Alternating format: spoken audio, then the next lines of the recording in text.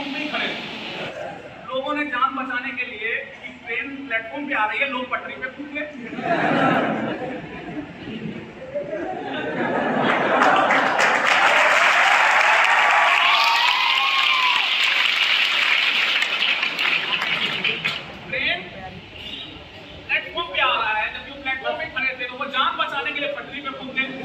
लेकिन इत्तेफाक से ट्रेन पटरी पे ही आ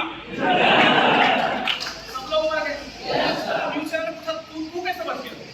बोला मैं घर से सुसाइड करने के लिए आया हूँ और मैं एकदम बराबर पटरी पे खड़ा हूँ। पता चला ट्रेन प्लेटफॉर्म पे आएगी, मैं पटरी से प्लेटफॉर्म पे चला गया।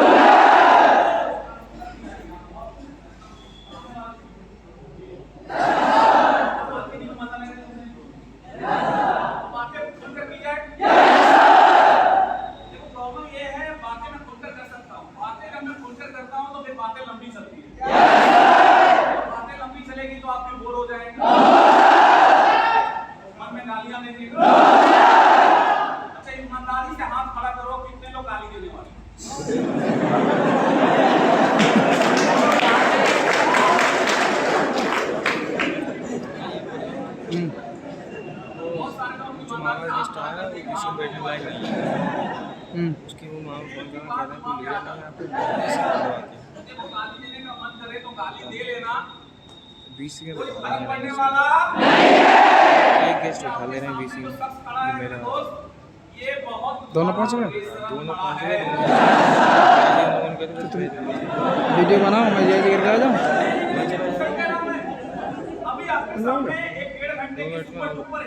को ले आऊँ समेत जाती है मैं लगी आने तक नहीं दिया। अरे कुछ तो खा के चाय पी के रुको तुम, मैं आ रहा हूँ। मैं करके हाँ वीडियो बनाओ। मैं भी चलता हूँ दीप भाई दे उसे दे देते सजी से बोलते हैं जी करना है दीपक फिर थोड़ा खड़ा आज मेरी कोशिश यही रहेगी कि जब मैं यहाँ से बात करके अपनी बात खत्म करके जा रहा हूँगा तो आप में से जितने मेरे दोस्त बैठे हैं ना सबको आज बेशरम बना के छोड़ूंगा। अब देखो, अब आप में से जो कुछ लोग नए होंगे एकदम कंफ्यूज है, सब पूछ रहे हैं क्या मैं यहाँ बेशरम बनने के लिए तो मैं आपसे भी रिक्वेस्ट करूंगा पहले पूरी फिल्म का मजा लो। आप फिल्म का मजा लो और मुझे पूरा यकीन है कि आप और बड़ा कमिटमेंट करोगे कि रोहित शर्मा जी क्या बेशरम है, मैं इनसे बड़ा बेशरम बन गया। तो देखो एक बात, एक फिल्म जब बनता है जिसे हम 3 घंटे में जाके थिएटर में देख लेते हैं, आपको ये पता है कि वो 3 घंटे की फिल्म, 2.5 घंटे की फिल्म जो आप देख नहीं जाते हो, वो 2.5 घंटे की फिल्म बनने में ना कई महीने लग जाते हैं। ठीक वैसे ही जिस फिल्म को अभी आप देख रहे हो 1.5 घंटे में सुनोगे, ये फिल्म को बनाने में मुझे कई साल लगे और ये फिल्म सिर्फ बना नहीं बल्कि सुपर डुपर इसलिए पूरी फिल्म का आनंद लें। और इस फिल्म में आपको जैसे पता है, फिल्म में सिर्फ एक हीरो से काम नहीं चलता। फिल्म बनता है तो क्या क्या चाहिए,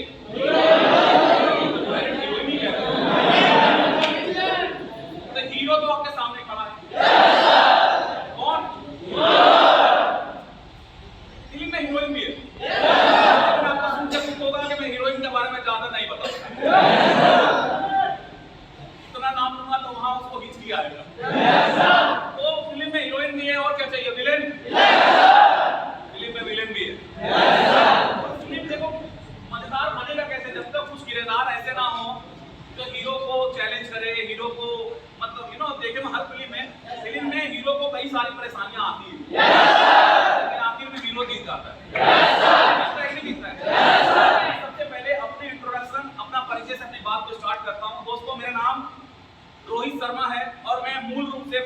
का रहने वाला हूँ और इस बिजनेस में जिस प्रकार आपको किसी दोस्त या किसी रिलेटिव के माध्यम से जिस गैरवे बिजनेस को देखने, समझने और जानने का सौभाग्य मिला, दोस्तों ठीक आपकी तरह आज से लगभग 11 साल पीछे मुझे भी अपने दूर के रिलेटिव के माध्यम से इस ग्लेज बिजनेस को देखने, समझने और जानने का सौभाग्य मिला। दोस्तों कहा जाता है पूरी दुनिया में सिर्फ 5% लोग ऐसे होते हैं जिनके अंदर निर्णय लेने की ताकत होती है। Power of decision. दुनिया में निर्णय लेने की ताकत सिर्फ 5% लोगों के पास होती है। 95% लोग, 95% लोग अगर अपने लाइफ में कामयाब नहीं हो पाते, अपने सपनों को पूरा नहीं कर पाते, गरीब जन्मते हैं और एक दिन गरीब मर जाते हैं, इसके पीछे सिर्फ एक कारण होता है और वो कारण ये होता है कि उस व्यक्ति के अंदर डिसीजन लेने की क्षमता नहीं होती। देखो जो ऊपर वो थर्ड फायर बैठा है ना, भगवान अल्लाह वाहे गुरु जीसस जिस रूप में हम जानते हैं, एक शक्ति ऊपर बैठी है। मुझे एक बात बताओ, क्या उस ऊपर वाले का आपको ऐसा लगता है कि ऊपर वाले का किसी से पर्सनल दोस्ती, जैसे आप देश दुनिया के जितने भी अमीर लोगों को जानते हो, अल्ट्रा रिच लोगों को, टाटा अंबानी, अडानी, बिरला, इसको भी जानते हो, आपको क्या लगता है उस भगवान, उस ईश्वर का उन लोगों से पर्सनल दोस्ती है? एकदम रोज सुबह सुबह भगवान उनके कमरे में जाते होंगे, बेडरूम में, और उनको जगाते होंगे कि गुड मॉर्निंग गौतम अडानी जी, जाग जाओ और तुम वो XYZ वो फिल्म वो काम स्टार्ट करो, बिजनेस स्टार्ट करो, तुम करोड़ों नहीं अरबों रुपए कमाओगे। क्या ऐसा होता होगा? उस ऊपर वाले का ऐसा किसी के साथ कोई दोस्ती नहीं होता और ऐसा कोई दुश्मनी भी नहीं। जैसे मान लो कि हम और आप एक गरीब घर में जन्म लिए और ईश्वर हमारे भी और झोपड़ी में रोज आते हैं और सुबह सुबह जगाते हैं, जाग जा गरीब इंसान, तुझे गरीब पैदा किया था, एक दिन गरीब मारूंगा। क्या ऐसी दुश्मनी? ऊपर वाले का किसी से ऐसा ना तो दोस्ती होता है ना कोई दुश्मनी। ऊपर वाला वो ईश्वर सबको, हर इंसान के लाइफ में कभी ना कहीं, कहीं ना कहीं डायरेक्टली या इनडायरेक्टली मौका देता है कि इस मौके पे काम कर ले, इस मौके को पहचान ले, काम कर, तेरी लाइफ बदल जाएगी। लेकिन 95% लोग या तो मौके को पहचान नहीं पाते, या तो मौके को पहचान लेते हैं लेकिन डिसीजन नहीं ले पाते कि मैं करूं या ना करूं। थैंक गॉड आज से 11 साल पीछे जब मेरे लाइफ में बिजनेस आया था, मैंने बस एक काम किया और वो एक काम ये था कि मैंने डिसीजन लिया कि यस मुझे इस काम को करना है। एक डिसीजन ने रोहित शर्मा की लाइफ को बदला है और आपके भी एक डिसीजन आपकी लाइफ बदलने वाली है। उस 5% में जो लोग डिसीजन लेने की क्षमता रखते हैं, उस 5% में सिर्फ रोहित नहीं है, बल्कि यहाँ पे बैठे हुए आप मेरे तमाम दोस्त हैं जो अपनी लाइफ का निर्णय लेना जानते हैं। यस और नो? एक बार जोरदार तालियां अपने लिए बता दें।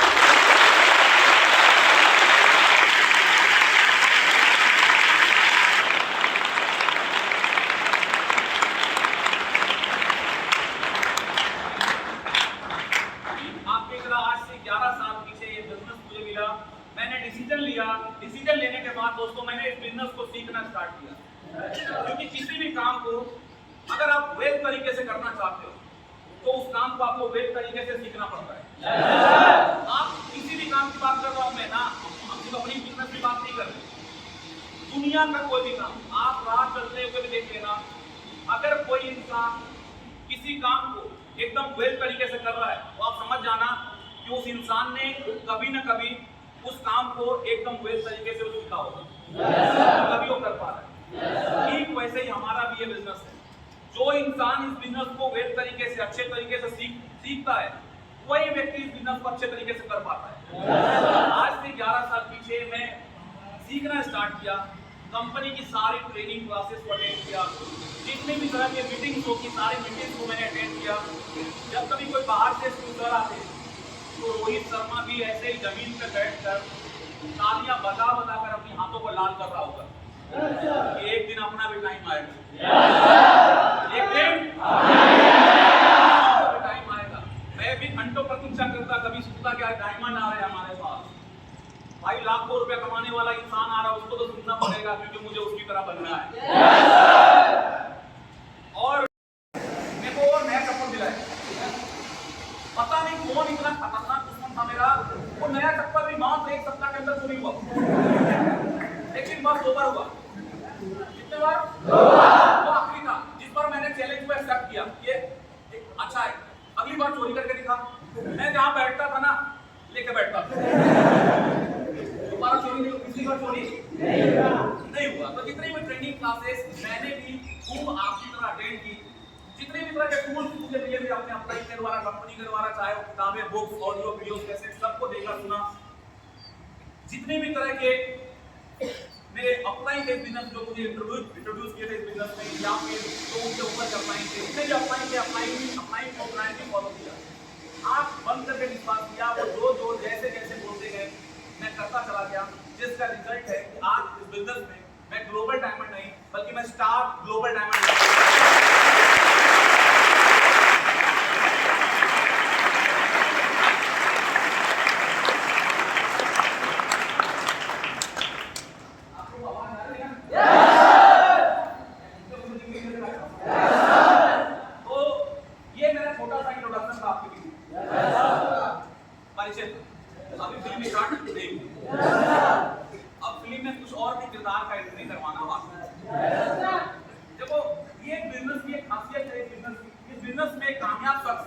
अपनी पूरी कहानी बताता है कि इस बिजनेस में आने से पहले उसकी लाइफ क्या थी, इस बिजनेस में आने से पहले उसकी इनकम क्या थी, उसकी फैमिली इनकम क्या थी, इस बिजनेस में आने से पहले वो कैसा लाइफ जी रहा था, और इस बिजनेस में कामयाब होने के बाद आज वो क्या लाइफ जी रहा है, इस बिजनेस में कामयाब होने के बाद वो क्या पैसा कमा रहा है। ये सुनो, हम एक कामयाब शख्स को ढूंढते हैं और उनके द्वारा बताए हुए रास्ते पे चलते हैं और एक दिन हम भी कामयाब बनते हैं, राइट। कभी मैंने किसी को सुना, मैं कामयाब बना उससे चलकर, आज मैं आपको सुना रहा हूँ, आप उस पर चलेंगे, कल आप कामयाब बनेंगे, कल आप यहाँ खड़े होंगे, कल आप अपनी जर्नी लोगों को बता रहे होंगे। ये सिलसिला चलता रहता है मेरे दोस्त। कामयाब आज अगर मैं बात करूँ कि जिन चीजों को भी मैंने हासिल किया, कई बार ये मेरे दिमाग में आता है कि पहले मैं क्या था, आज मैं कहाँ पहुंचा। आज से 11 साल पीछे भी मेरा नाम यही था।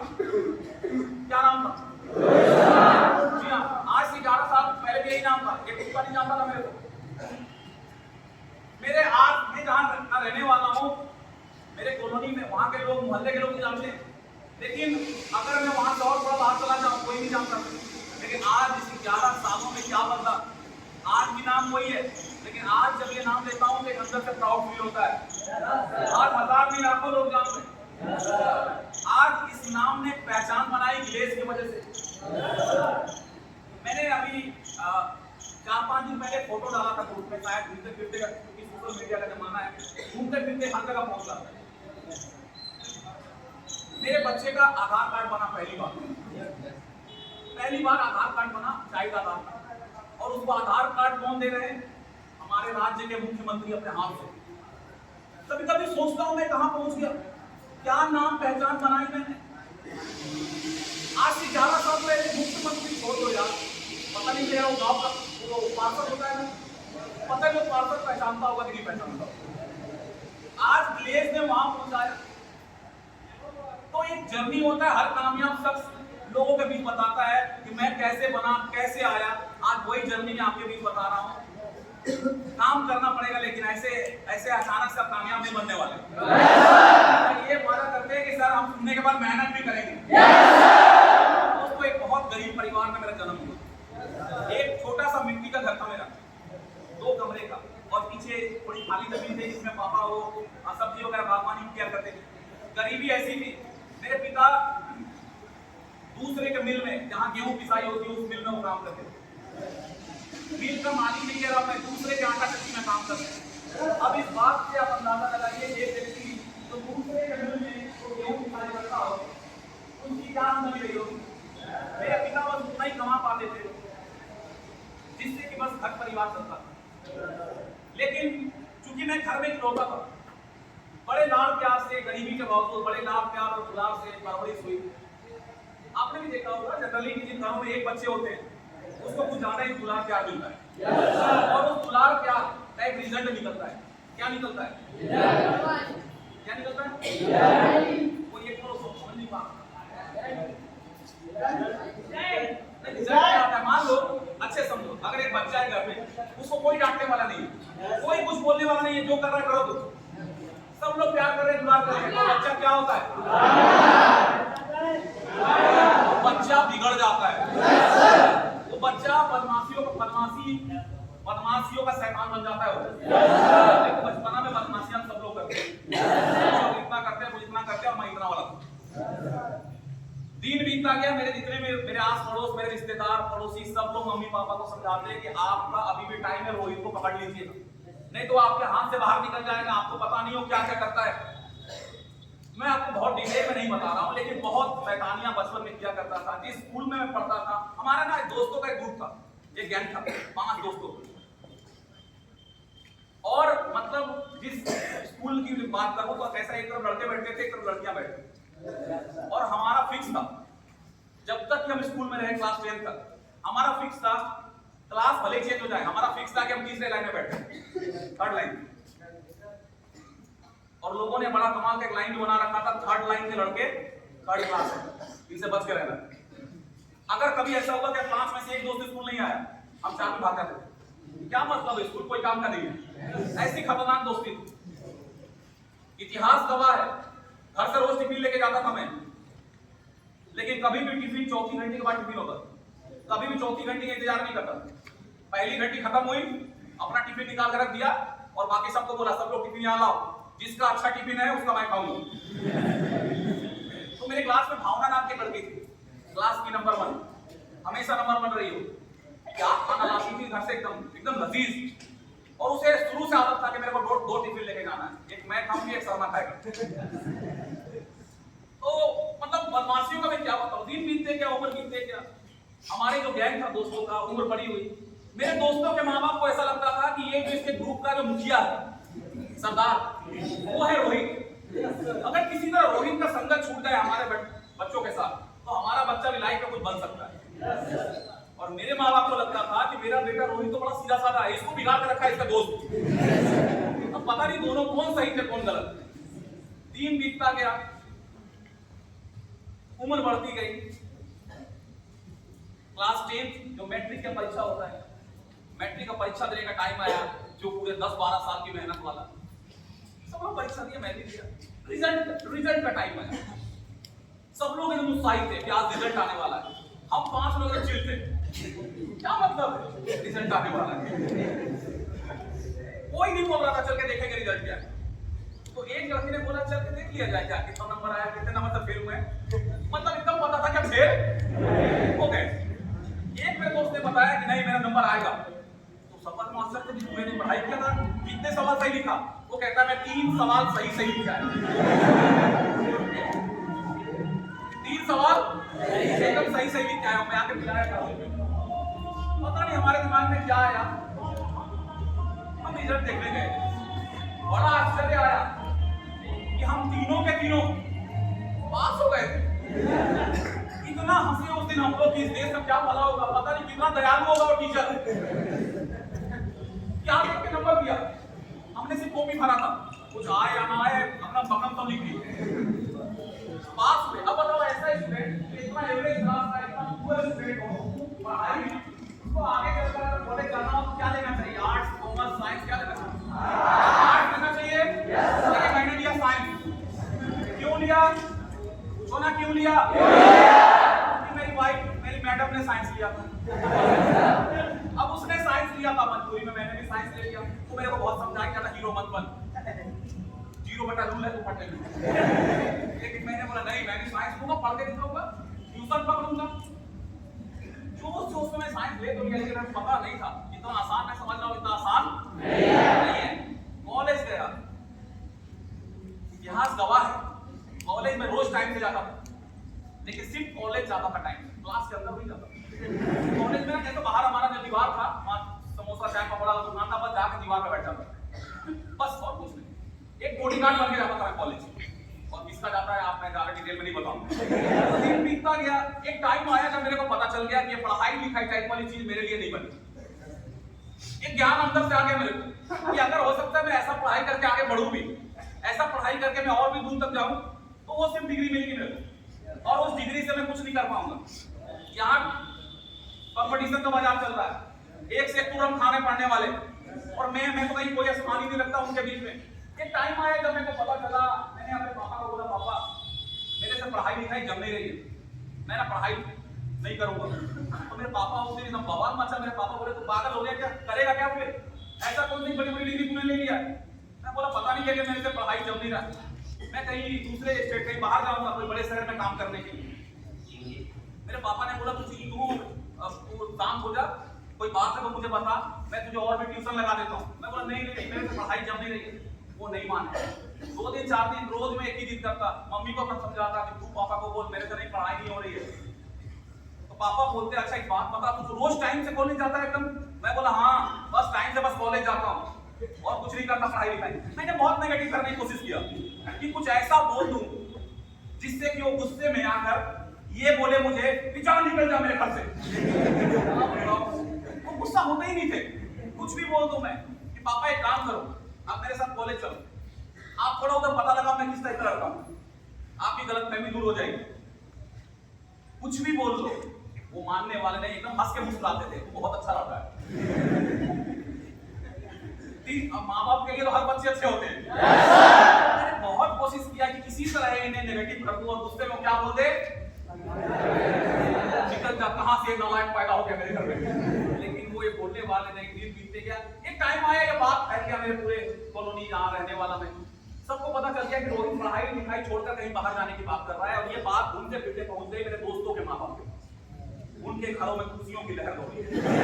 आखिरकार भगवान ने हमारा सुन लिया, आज मनोकामना पूरा होगा। जो काम मैं नहीं कर पाया मेरे उन दोस्तों के माँ बाप ने बराबर कर दिया। मेरे घर आए पहली बार उनके माँ बाप जो हमारे अंकल आंटी, आप बिलीव नहीं करोगे, मेरे को अगर अपने दोस्त को बुलाना है डर से मैं उस गली में नहीं जाता। क्यों? क्योंकि वो सीधा गाली से ही बात करती है, इधर दिखना भी मत। और आज क्या एकदम बदल देती हो, एकदम प्यार से मेरे सर पे हाथ रख रही है, मेरा प्यारा बेटा रोहित कहाँ जाएगा बेटा। मैं बोला अंदर क्या हो गया। और वो मेरे पापा को समझा रहे आप यकीन कीजिए रोहित पे, ये जहाँ जाना चाहता है इसे जाने दीजिए, देखिएगा एक दिन अपना नाम रोशन करेगा, ये एक दिन ये बहुत बड़ा आदमी बनेगा। मैं एकदम कंफ्यूज हुई यार, सूरज कहाँ से होगा, ये लोग मेरी तारीफ कब करने लगे। बहुत बाद में पता चला कि इनकी तो मनोकामना पूरी हुई। पापा ने बोला गुस्से में आकर कि मैं जानता हूँ तू कहीं घूमने जाना चाहता है, क्योंकि इस उम्र में तेरे से काम अभी होने वाला नहीं है, जा 2-4 दिन 10 दिन देख ले, क्योंकि तुझे इतना आसान समझ रहा ना मैं जाकर पैसे कमाऊंगा, ये कर लूंगा, टाटा अंबानी बन जाऊंगा, इतना आसान नहीं है। तो उन्हें लगा मैं कुछ दिन के लिए जा रहा हूँ, घूम के वापस आ जाऊंगा। पापा मान गए। जाते जाते मैंने पापा को बोला पापा कोई जेब ढीला कर देते तो अच्छा होता, खाली पॉकेट कहाँ जाऊँ मैं। कुछ पैसे लिया, वहां से निकल गया। लाइफ में पहली बार जो मैंने काम किया, मध्य प्रदेश की राजधानी है भोपाल, भोपाल से लगभग आई थिंक 50 या 60 किलोमीटर दूरी में एक जगह है मंडी दीपोर की जगह, वहां पे फार्मास्यूटिकल एक फार्मा कंपनी में मैं काम पकड़ा। मात्र 2500 रुपया सैलरी, महीने का 2500 रुपया सैलरी, रहने के लिए अंदर कैंपस में ही रूम मिला, खाना भी वहीं पे मिलता था फ्री में। जिस रूम में मुझे रहने को मिला उस रूम में पहले से 4 लड़के पहले से उसमें थे और एक मैं, 5 लड़के। और उसमें से अधिकतर जितने भी लड़के थे, चाहे वो रॉकी था, राहुल था और अपना विक्की था, ये सब जितने भी मेरे दोस्त थे ये सब वो थे जिन्होंने पढ़ाई किया था बी फार्मा, जिन्होंने बैचलर डिग्री लिया था फार्मा का, यानी उन्होंने पढ़ाई इसलिए किया था कि उनको फार्मा लाइन में जाना था। उनकी सैलरी किसी की 25,000 सैलरी थी, किसी की 32,000 सैलरी थी, किसी की 35,000, और मेरी सैलरी कितनी 2500 रुपए। अब वो जो मेरे दोस्त थे वो लाइफ में पहली बार मैं मिला था उनसे, आज तक कभी मैं उसको देखा नहीं था, लेकिन बहुत कम समय में हम बहुत गहरे दोस्त बने। देखो कई बार ना हमें ऐसा लगता है कि जो हमारे क्लोज फ्रेंड होते हैं, जो हमारे जो जिगरी दोस्त होते हैं, वो हमें बचपन में मिल जाते हैं, लेकिन ना ये गलत है। कई बार आपको अच्छे दोस्त, बहुत अच्छे दोस्त इस उम्र में मिलेंगे आप। क्या अग्री करते हैं? और उससे मैं पहली बार मिला था, लेकिन इतने अच्छे दोस्त बने आप, काफी गहरे दोस्त। 3 बीता लगभग मुझे लगता है 7 या 8 महीना में उस कंपनी में मार पर काम किया, 7 या 8 महीना। एक दिन सुबह सब लोग काम पे जा रहे थे, तैयार हो रहे थे काम पे जाने के लिए, हमारा वो व्हाइट ड्रेस चलता था, तो मैं ना चुपचाप बैठा था। मेरे दोस्त ने पूछा क्या बात है तुझे काम पे नहीं चलना? मैंने बोला मैं ये काम छोड़ रहा हूँ, क्योंकि इस काम में मेरा कुछ नहीं मुझे दिख रहा है। तुम्हारी लाइफ ठीक है, तुम्हारी सैलरी आज 25,000 है, कल 30 होगी, 40 होगी, 50 होगी, मेरी क्या होगी 25 हो तो 3,000 या 4,000। मैं नहीं कर रहा, मैं इस काम को छोड़ रहा हूँ। हम इतने अच्छे दोस्त लगे थे अब उन लोगों ने ये कहना स्टार्ट कर दिया कि अगर तू इस काम को नहीं करेगा तो हम भी इस काम को नहीं करेंगे, जहाँ करेंगे साथ में करेंगे। इतनी गहरी दोस्ती हो गई। मैंने उन्हें बहुत समझाया कि भाई तेरी सैलरी बहुत अच्छी है, इतना पैसा कमा रहे हो, बहुत अच्छी लाइफ कमा रहे हो, लेकिन वो माने नहीं। वो बोले हम साथ जाएंगे। फिर उन्होंने पूछा बता क्या सोचा है, कहाँ जाना है। मैंने उन्हें बताया मैं ऐसे नहीं सोच रहा, मैं ट्रेन में बैठने के बाद सोचता हूँ कहाँ जाना है। जब वो लोग काम छोड़े उस कंपनी में हाहाकार मचा, क्योंकि वो लोग सब टॉप क्लास के लोग थे कंपनी में। मतलब उसमें से राहुल था जो मतलब एकदम मास्टर था वहाँ पे, लेवलिंग जैसे अब जितना दवा जो होता है, दवा का जो लेवलिंग रहता है ना, पूरी वो हिट था वहाँ कंपनी का। एक तो था पिंकी, वो स्माइल एरिया जहाँ पे वो आप इंजेक्शन में जो दवाएं फील होती वहाँ का हेड था। कंपनी पता चल गया कि इन सबको बिगाड़ दिया एक लड़का। कौन? कंपनी में मैंने नाम कमा लिया। जब मैं जाने लगा तो कंपनी वाले मुझको नहीं मना रहे थे। जो 35,000-40,000 वाले लोग थे वो 2500 वाले के पास आ रहे हैं। तुम तो ना गुस्सा ये काम करते हैं ना, तुमको हम थोड़ा सैलरी बढ़ाते हैं ना, तुमको हम एकदम आराम वाला काम देते हैं ताकि ये रुक जाएगा तो वो लोग भी रुक जाएंगे। लेकिन मैं वहाँ माना नहीं। वहाँ से हम भटकते हुए हम पहुँच गए पंजाब में लुधियाना एक शहर है। लुधियाना में शेरपुर बोल के एक जगह है, जानते हो? शेरपुर में हम किराए का एक कमरा लिए। कमरा लेने के बाद हम वहाँ रहना स्टार्ट किया। मैंने फिर समझाया उन लोगों को, देख ये यहाँ 25-30 हमसे नहीं मिलने वाली। अब वो लोग अरे भाई हमें पैसे दीजिए, हम जहाँ रहेंगे साथ रहेंगे। कुछ दिन लगा, सबको कुछ ना कुछ काम मिल गया। बड़े मजे से हमारा बीत रहा था। दिन भर काम करके आते, रात में आकर 2 बजे तक हंसी मजाक करते, बड़े खुश थे सब। ये बात वो लोग जो 25-30 हजार की नौकरी छोड़ के आज महीने के 10,000 वाले पे आ गए हैं, ये बात उनके माँ बाप को भी पता चला कि हमारा लड़का बहक गया है। वो अच्छी खासी नौकरी छोड़ के किसी पागल के साथ घूम रहा है। लगभग मुझे लगता है मुझे 6 महीना में वहां रहा, लुधियाना। एक दिन सुबह उठे, सब लोग खाना बना रहे थे, अपना लंच ले जाने के लिए काम पे जाते तो बना के टिफिन ले जाते। मैं चुपचाप बैठा हुआ।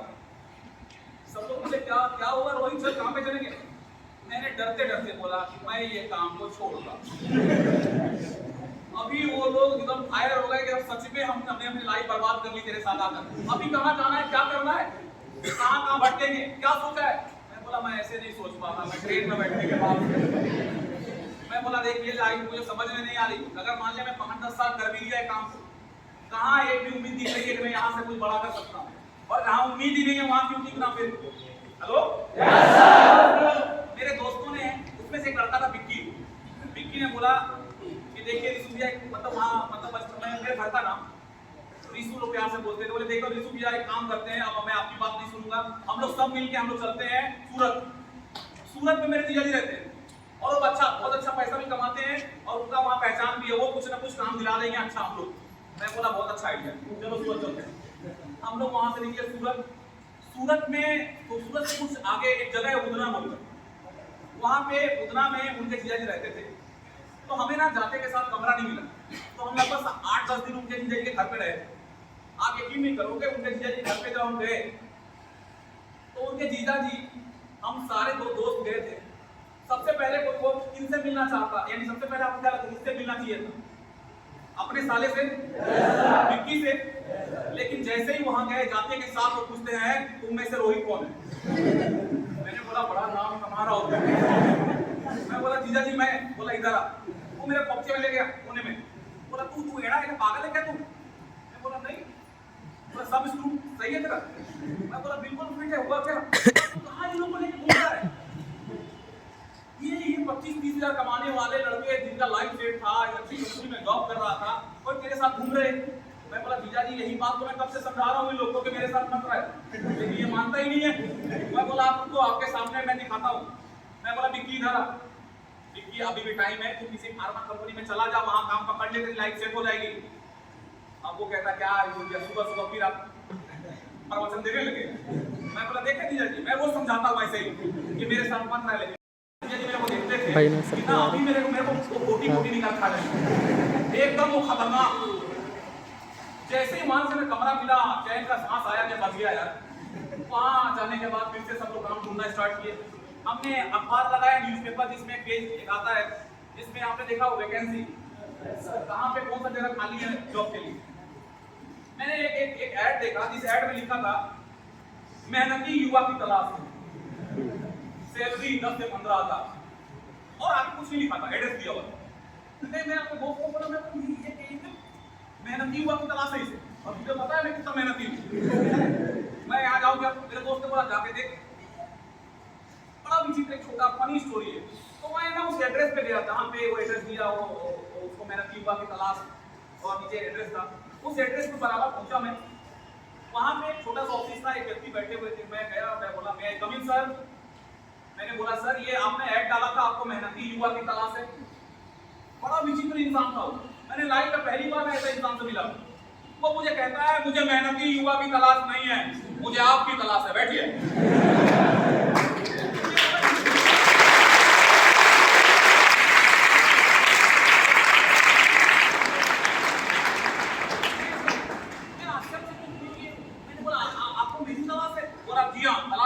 मैंने बोला ये काम क्या है? ये जो आपने लिखा है 10 से 15 हज़ार, काम क्या है? वो बोला काम की बात बाद में होगी, पहले एक दूसरे को जान लेते हैं। बड़ा विचित्र इंसान था। मैं बोला ये आइडिया भी सही लगा। मैं बैठ गया, मैं बोला और बताओ क्या हाल है, तुमको है परिवार? वो कहता है अरे तुम नहीं मुझसे पूछोगे, मैं तुमसे पूछूंगा। हाँ ये भी आइडिया सही लग रहा है, आप भी पूछो। मैंने पूरी 2 मिनट में राम कहानी बता दी, कहाँ का रहने वाला हूँ, कैसे कैसे घर से निकला, क्या क्या किया, कैसे कैसे करके यहाँ तक पहुँच गया, सब बता दिया 2 मिनट में। मैंने बोला काम करें। बोला वही चीज, काम की बात तो होती रहेगी यार, कुछ और बात करते हैं। मैं बोला ये भी ठीक है। वो बोला रोहित हमारे देश, मतलब ऐसा ऐसा सवाल, जिस सवाल को मैं समझ ही नहीं पा रहा था, क्यों पूछ रहा है मेरे लिए। वो मेरा कहता है रोहित बात बताओ, हमारे देश को आजाद करवाने के लिए लोग शहीद हुए, फांसी चढ़े, कुर्बानियां दी जान की, और आज हमारे देश में क्या हो रहा है? मैंने कहा क्या हो रहा है? चोरियां हो रही है, क्राइम हो रहा है। ये चोरी को कौन रोकेगा रोहित? ये क्राइम को कौन रोकेगा? मैं सबको बोला ये थोड़ा सा ना गिला हुआ है। क्या सवाल हुआ? मैं बोला काम क्या है? काम। वो बोला काम की बात बाद में होगी, पहले बताओ ये क्राइम कौन रोकेगा? मैंने गुस्से में बोल दिया पुलिस रोकेगा, प्रशासन रोकेगा, और कौन रोकेगा? क्या मैंने गलत बोला? वो इंसान गुस्से में एकदम लाल हो गया, खड़ा हो गया अपनी जगह पे। क्यों पुलिस प्रशासन रोकेगा हम, और तुम क्यों नहीं रोक सकते? मैं बोला मेरे को यहाँ से जाना ही अच्छा रहेगा। मैं उठा, मैं चल दिया वहां से। मैं बोला बताओगे कि नहीं बताओगे, काम क्या है? तो कहता है काम है सिक्योरिटी गार्ड का। क्या काम है? सिक्योरिटी गार्ड का काम है। और वो मेरे को मोटिवेट कर रहा था सिक्योरिटी गार्ड बनने के लिए कि क्राइम कौन रोकेगा, चोरी कौन रोकेगा। मैं बोला ना बाबा ना, माफ करो मैं सिक्योरिटी गार्ड नहीं बन सकता। नहीं माना। बोले काम करते हैं रोहित बाबू, आपको सिक्योरिटी गार्ड नहीं बनाता हूं, आपको सिक्योरिटी गार्ड का इंचार्ज बनाता हूं। मैं बोला सिक्योरिटी गार्ड नहीं बनाता हूं, सिक्योरिटी गार्ड का इंचार्ज बनाता हूं। अरे वो भी तो गार्ड ही होगा। मैंने अपने दोस्त को कॉल किया, फंस गया इधर आके यार, ये सिक्योरिटी गार्ड का काम है। मेरे दोस्त ने बोला जब तक कुछ नहीं मिलता है कर लेके जाता है। मैं बोला ये यार ये भी करना पड़ेगा। मैं बोला क्या करना है मेरे को ठीक से समझाओ। वो बोला मेरे को एक केमिकल प्लांट है, हमारे नीचे 25 गार्ड लगे, तुम्हें नाइट ड्यूटी करना है। बस एक चीज ध्यान रखना है कि कोई भी 25 से 25 रात में सोए नहीं। मैं बोला बस। वो बोला बस। मैं बोला ठीक चलो। मैं पहुंचा, वो बहुत बड़ी कंपनी थी, बहुत बड़ा प्लांट था। उसका गेट नंबर 1 यहाँ है, और गेट नंबर 2 में जाने में पैदल अगर तेज चलोगे तो भी 5 मिनट लगेगा। इतना बड़ा कंपनी हो। मैं गया वहां पे, जाने के बाद वहां मेरे भी एक सीनियर थे, मिलिट्री आर्मी से रिटायर्ड 60 साल के बूढ़े व्यक्ति। मैं गया, मैं बोला कि मेरे को उनका नाम बताया कि वो मेरे को भेजे यहाँ पे। तो वो मेरे को बोले कि तेरे को आपको पता है आपको क्या करना है यहाँ? मैं बोला बराबर पता है, मुझे यहाँ किसी को सोने नहीं देना है, और आपको भी सोने नहीं दूंगा। वो कहते हैं गलत, तुम्हें लगता है सच नहीं बताया गया। सच ये है कि तुम्हें चोर पकड़ने के लिए भेजा गया है। मैंने बोला क्या पकड़ने के लिए भेजा गया? बोला चोर। यहाँ कंपनी में पिछले 1 महीने से लगातार रात में चोरियां हो रही है, लोग दीवार फांद के घुस रहे हैं अंदर और चोरी कर रहे हैं, तो तुम्हें चोर पकड़ना है। मैं बोला पागल वाला लोग क्या यार, वो चोर है। क्या है वो चोर है, खाली हाथ थोड़ी रखता होगा वो। कुछ भी हो सकता है उसके ऊपर, खतरनाक चीज, क्योंकि वो क्या है चोर है। मैं बोला मैं चोर से पंगा लूं, हो सकता है उसके पास हथियार हो, आइडिया अच्छा लगा निका। तो मेरे पास क्या दिया पता है क्या, डंडा। मैंने बोला ये क्या करूंगा मैं इससे चोर पकड़ पाऊंगा क्या। दोस्त लगभग मैं 8 महीना काम किया उस कंपनी में, और 8 महीना इतिहास गवाह है मैं चोर नहीं पकड़ पाया। एक बार बहुत बहादुर गार्ड था, एकदम मतलब जिगर वाला।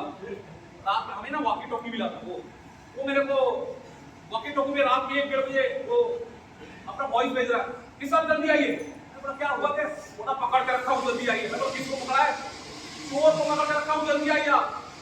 मैं जहाँ खड़ा था ना दोस्त, वहां से अगर मैं तेज चलता तो मात्र 2 मिनट में वहां पहुंच सकता था, लेकिन उस 2 मिनट की दूरी मैंने आधा घंटा में तय की। आधा घंटा पहुंचा था चोर, बोला भाग गया, आपके इंतजार में बैठा रहेगा क्या। मैं बोला तू झूठ बोल रहा। मैंने बोला देख ज्यादा हीरो नहीं बनते, आज तू उसको पकड़ लेता ना कल उसका पूरा गैंग आता। मैंने उसको क्लोजिंग कर दिया। मैंने क्या किया, वो काम को एक टाइम आया, फिर से घर पे बैठे हुए थे, अपने दोस्तों को मैंने बुलाया। मैंने बोला देख अगर तुम लोग गुस्सा नहीं करो तो मैं एक बात बोलूंगी। हेलो सबने बोला नहीं गुस्सा नहीं करेंगे। मैं बोला हाँ मेरी कसम गुस्सा नहीं करेगा, कोई तो कोई नहीं गुस्सा करेगा। बोला नहीं करेंगे। मैंने बोला मैं ये काम छोड़ रहा हूँ और मैं यहाँ से जा रहा हूँ। मेरे को सूरज जम नहीं रहा, मैं कहीं और जा रहा हूँ। और मैंने उसको समझाया, मैं बोला देख मैं अकेले जा रहा हूँ, और अगर तू सच में मुझे दोस्त मानता है तो तुम किसी फार्मा कंपनी में चले जाओ, सच कह रहा हूँ। मैंने उसे खूब समझाया। मैंने बोला देख देखो हर व्यक्ति की ना अपनी एक यात्रा है। आप देखो मैं आपको समझाता हूँ, आप अपने को अपनी कॉपी दोगे, ये आप ऐसा समझते नहीं, आप ऐसा समझो कि ये ना ये क्या है, ये कॉपी है, लेकिन ये हम सबकी लाइफ है। और इस पे ना ये जो जितने पेज है ना, इसमें बीता हुआ कल, आज जो चल रहा है वो, कल जो होने वाला है वो सब लिखा हुआ है इसमें। ये हमारी जिंदगी है, और इसमें किस पेज पे क्या लिखा हुआ है ये सिर्फ एक शख्स जानता है। कौन जानता है, ऊपर वाला। हम और आप नहीं जानते। अगर आप देखो ऐसे समझो, अगर ये फर्स्ट पेज है, ये फर्स्ट पेज कब खुला था पता है, गेस करो कब खुला था पहला पन्ना, राइट, जब वो जन्म लिए, मिठाइयां बांटी गई, बधाई हो बधाई हो। और उस दिन ये मिठाइयां बांटी गई, पहला पेज खुला। दिन बढ़ता गया, उम्र बढ़ती गई। अगर मान लो आप अगर लाइफ के इस उम्र तक आ गए हो तो आपको सिर्फ बस इतना ही पता है जिस पेज में जो चल रहा है कि आज के दिन रोहित सर क्या मीटिंग ले रहे हो, बस यही जानते हो। अगले पेज पे क्या लिखा हुआ है क्या आपको पता है, आपको पता है।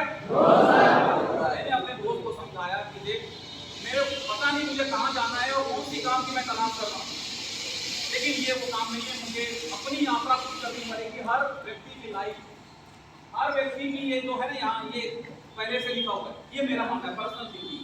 पता नहीं मैं कितना सही हूँ कितना गलत हूँ, या कि ये मेरा आस्था है, वो आस्था कह रहा है, लेकिन मुझे जहाँ तक लगता है कि एक मास्टरमाइंड ऊपर बैठा है जो पूरी दुनिया को कंट्रोल कर रहा है। एकदम तराजू में तौल तौल के सुख दुख परेशानी सब कुछ दे रहा है। कौन किसके लायक बन रहा है उसको वो कामयाबी दे रहा है।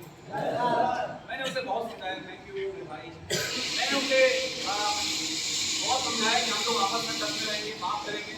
मैं वहाँ से निकला अकेला, आपको सच बता रहा हूँ, मैंने जितना आसानी से उसको बोल दिया, मेरे को खुद को अच्छा नहीं लग रहा। अब मुझे अकेला फील आ रहा है कि मैं अकेला कहाँ जाऊँ, क्या करूँ। फिर भी मैंने अपने आप को समझाया कि ये मुझे यात्रा पूरी तय करनी पड़ेगी और हम सबकी एक यात्रा है। दोस्तों मैं पहुंचा छत्तीसगढ़ की राजधानी रायपुर, जहाँ की एक कंस्ट्रक्शन कंपनी में मैं काम कर रहा था। बहुत टाइम बाद एक कंपनी आया जिसमें मैं टिका, पहली बार एक कंपनी मिला और आखिरी कंपनी, उसके बाद ग्लेज में मेरी एंट्री हुई थी। उस कंपनी में मैं टिका, इसलिए टिका क्योंकि उस कंपनी में मैंने देखा जो लोग साइड इंचार्ज हैं, जो प्रोजेक्ट मैनेजर हैं, उनको कंपनी के तरफ से 4 व्हीलर गाड़ी मिला है चलने के लिए, शानदार लाइफ है, उनकी सैलरी 50,000 रुपये उनकी सैलरी है। और मुझे ये भी पता चला कि ये सारे लोग जो साइड इंचार्ज हैं कंपनी में, ये सब पहले सुपरवाइजर थे और सुपरवाइजर बनके मैं गया था।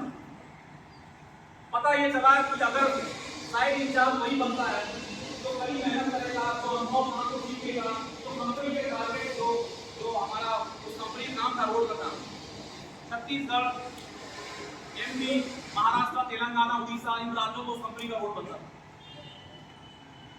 प्रोजेक्ट को जो टाइम से कंप्लीट करेगा, जो रुकावटों को करने, जो कई बार ना जैसे रोड का जो काम होता है बहुत गंदा वाहियात काम होता है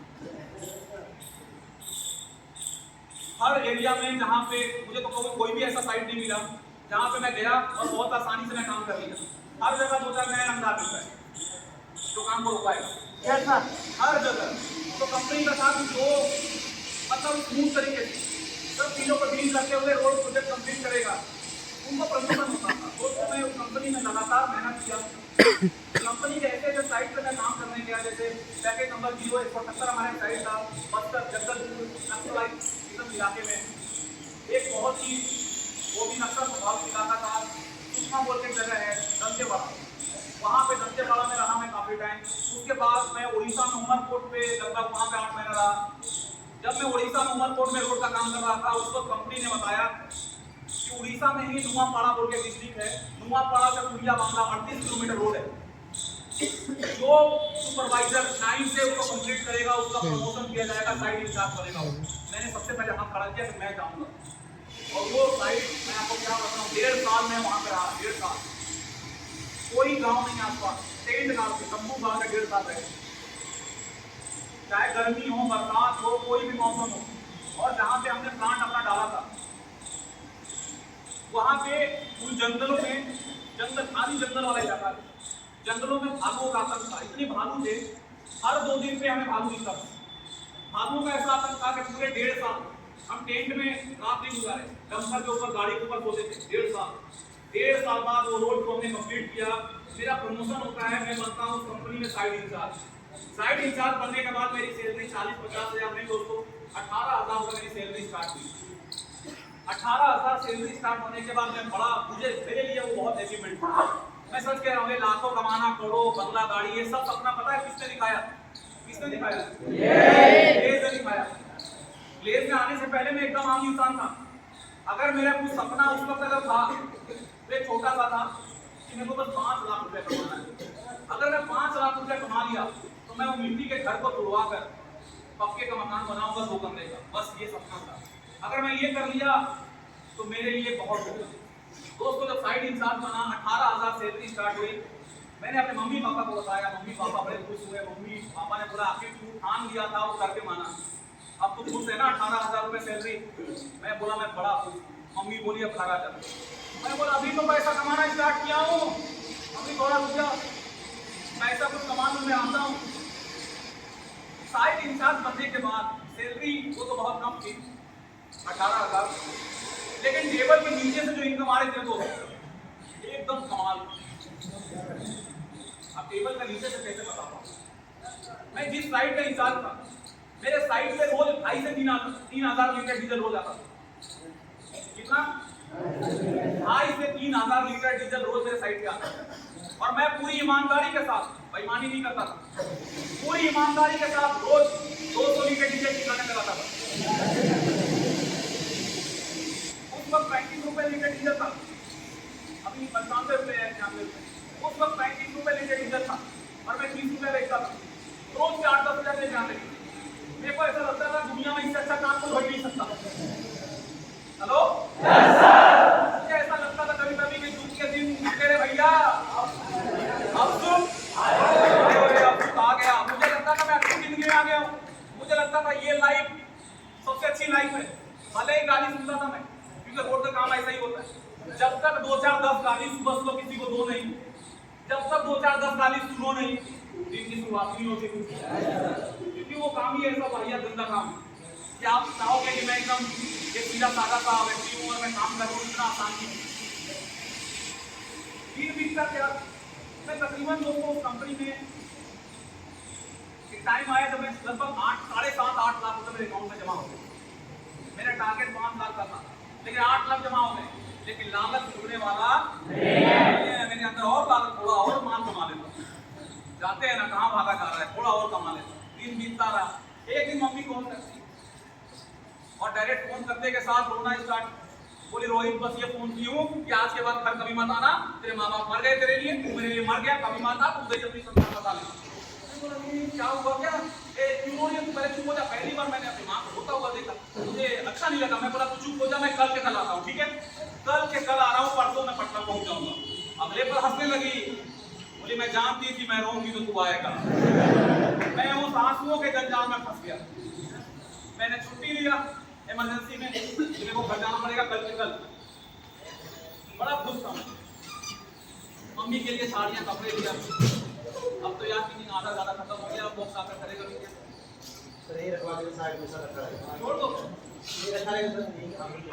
तो आप तो जानते हैं, आवाज जा रही है ना? तो मैंने मम्मी के लिए कपड़े साड़ियां ली।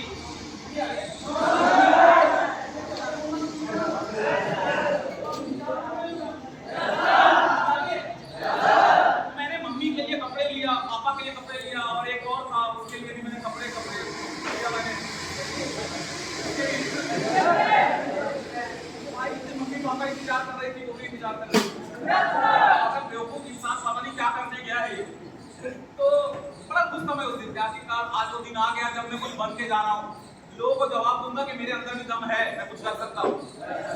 लेकिन मैंने बताया आपको कि डायरी के अगले पन्ने पे क्या लिखा हुआ है हमें पता नहीं है। अगले दिन मुझे पटना जाना था, ट्रेन पकड़ना था। मम्मी पापा खुश थे, उन्होंने कहा कि हम तुम्हें रेलवे स्टेशन लेने के लिए जाएंगे रोहित।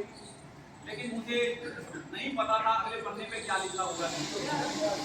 उसी रात अगले दिन सुबह मुझे ट्रेन पकड़ना था। उसी रात एक बहुत बड़ी हादसा मेरे साथ हुई है। इस हादसे में मैं बहुत गंभीर रूप से घायल होता हूँ।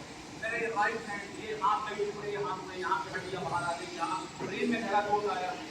मुझे अगले दिन ट्रेन पकड़ना था, मैं ट्रेन नहीं पकड़ पाया। मैं ICU में एडमिट था और जिन लोगों ने ये किया था वो ये सोच के मेरे को देख के गए कि मैं मर चुका हूँ। उनकी दुश्मनी कंपनी से थी, बलि का बकरा मैं बना। वो कंपनी को जवाब देना चाहता था कि कुछ बड़ा कांड करूंगा तो कंपनी को पता चलेगा। उनका कुछ वो डिमांड था कंपनी का, साथ उनका बहस चल रहा था सब चीज का। मेरा मोबाइल पता नहीं वो तोड़ दिए, ले गए अपने साथ, क्या किए। अगले दिन मम्मी पापा रेलवे स्टेशन आए कि रोहित आ रहा होगा, लेकिन मैं पूरी ट्रेन खाली हो गई, सब लोग उतर गए लेकिन मैं नहीं उतरा। क्यों? क्योंकि मैं तो चढ़ाई नहीं था। फोन लगा रहे हैं, नंबर स्विच ऑफ। 1 घंटा 2 घंटा वेट किए। पापा ने मम्मी को समझाया, अब देखो जो भी बात बता रहा हूँ सुनी सुनाई बता रहा हूँ, मैं नहीं जानता। ये सब बातें उन्होंने ही बताया कि हम 2 घंटा इंतजार किए। उसके बाद हम घर गए, पूरा दिन मोबाइल ट्राई किए, नंबर स्विच ऑफ। मम्मी ने बोला मेरा दिल घबरा रहा है क्योंकि वो मोबाइल कभी बंद नहीं करता। मैं कितना बार गाली देती हूँ, उसे बकती हूँ, कुछ भी उल्टा पुल्टा बोलती हूँ, लेकिन वो मोबाइल से बंद नहीं करता, हमेशा हंसता रहता है। कुछ तो उसको हुआ है। पापा लगातार रोज फोन ट्राई करते रहे, 1 दिन हुआ, 2 दिन हुआ, 4 दिन हुआ। दोस्तों पूरे 20 दिनों तक जब मेरा नंबर फोन नहीं लगा, 20 दिनों बाद मेरे पापा मुझे ढूंढने के लिए निकलते हैं। और जब वो आते हैं उनको पता चलता है कि मैं ICU में एडमिट हूँ। डॉक्टर से मिलते हैं, डॉक्टर ने उनको बताया कि मैं आपको झूठी तसल्ली नहीं देना चाहता, आपके बच्चे का बचने का चांस बहुत कम है। मेरे पिता के पैरों के नीचे तो जमीन हिल गई कि ये बात तो मेरी माँ को कैसे बताएंगे कि डॉक्टर ये कह रहे हैं कि बचने का चांस बहुत कम है क्योंकि वो होश में नहीं आ पा रहा। वो होश में आ रहा है फिर बेहोश हो रहा है।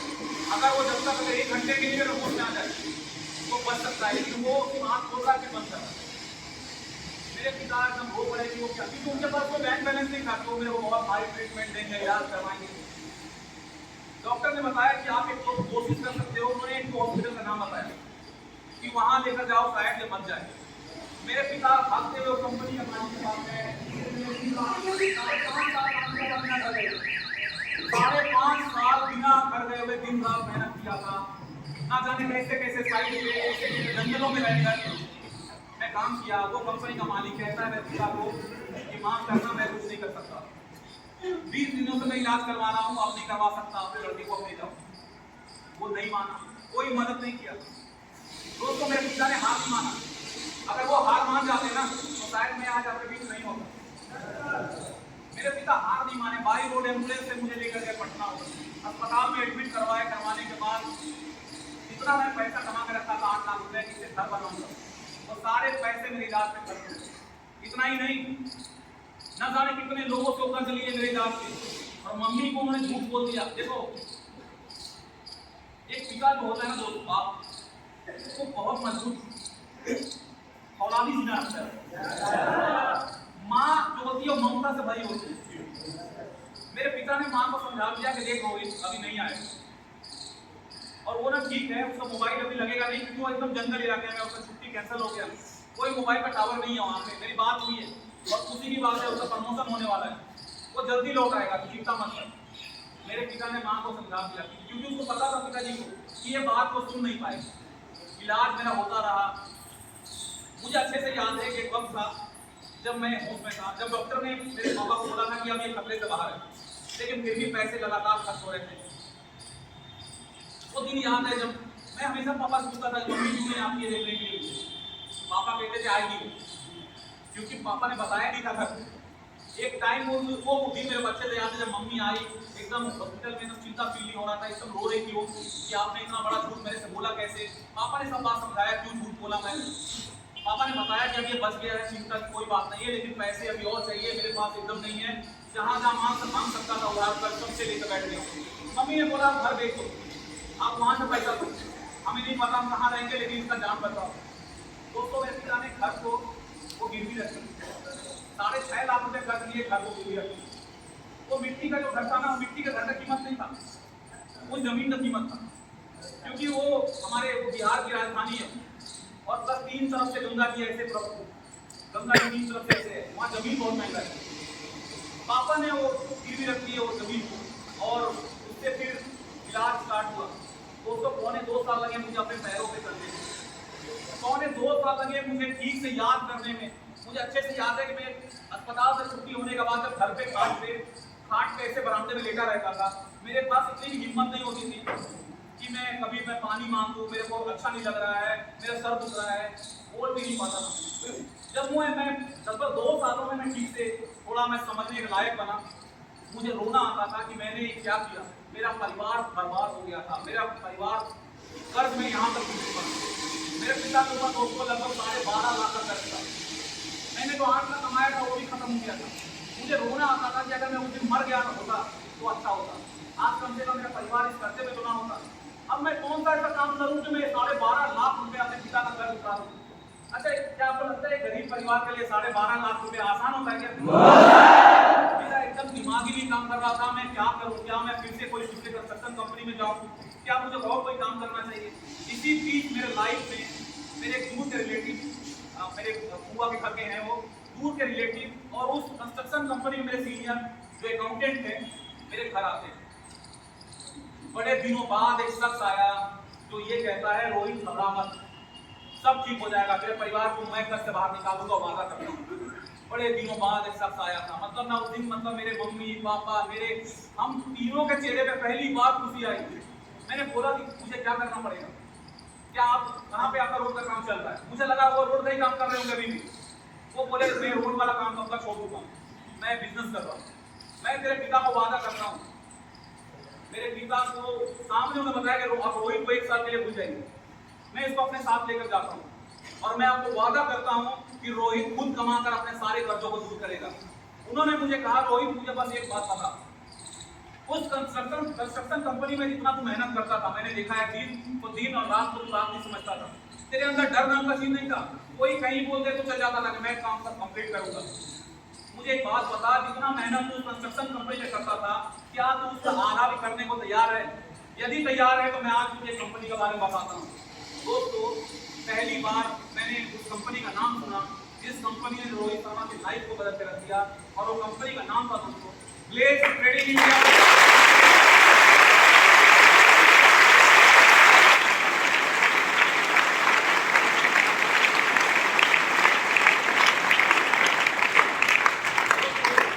यहाँ पे मेरी एंट्री होती है कहाँ? एंट्री होती है 2-3 पैंट शर्ट कपड़े, टॉवेल वगैरह और ढेर सारी दवाइयाँ। खाली पेट ये खाना है, दिन में ये खाना है, रात में ये खाना है। देखो भगवान आपको हमेशा स्वस्थ रखे, लेकिन मैं जब आया था ना, मैं पूरी तरह से स्वस्थ नहीं था। बहुत सारे लोग मुझे ऐसा देखते थे जैसे मैं एलियन हूँ, मैं दूसरे तरह से आ गया हूँ कि यार ये कैसा लुना आ गया कंपनी में। मेरे को अच्छे से याद है पहला चीज, देखो अपलाइन ने मेरे को कुछ सिखाया था कि एक बात का ध्यान रखना, और वो ये था कि अपना भाषा का ध्यान रखना, तेरे को बात करना नहीं आता। और सच कह रहा हूँ मैं, इस कंपनी ने आप मेरे पापा को पूछना कि आपको क्या अच्छा लगता है? रोहित ने करोड़ों रुपए कमाया कि में अच्छा लगता है? रोहित इतने करोड़ों के बंगले में रहता है वो अच्छा लगता है? क्या आपको अच्छा लगता है? मेरे पिता जी आपको क्या बताएंगे पता है? मेरे पिताजी आपको बताएंगे कि रोहित को खेल ने इंसान बनाया। मेरे पर पहले सच कह रहा हूँ मैं, मेरे अपना ही कहते थे तू जो बात करता है ना तेरे मुंह से ना वो जहर निकलता है कोबरा वाला। सच में मेरे को ना जैसे किसी को रिस्पेक्ट देकर बात करना है, हाथ मिला के बात देखो ये सब नहीं आता।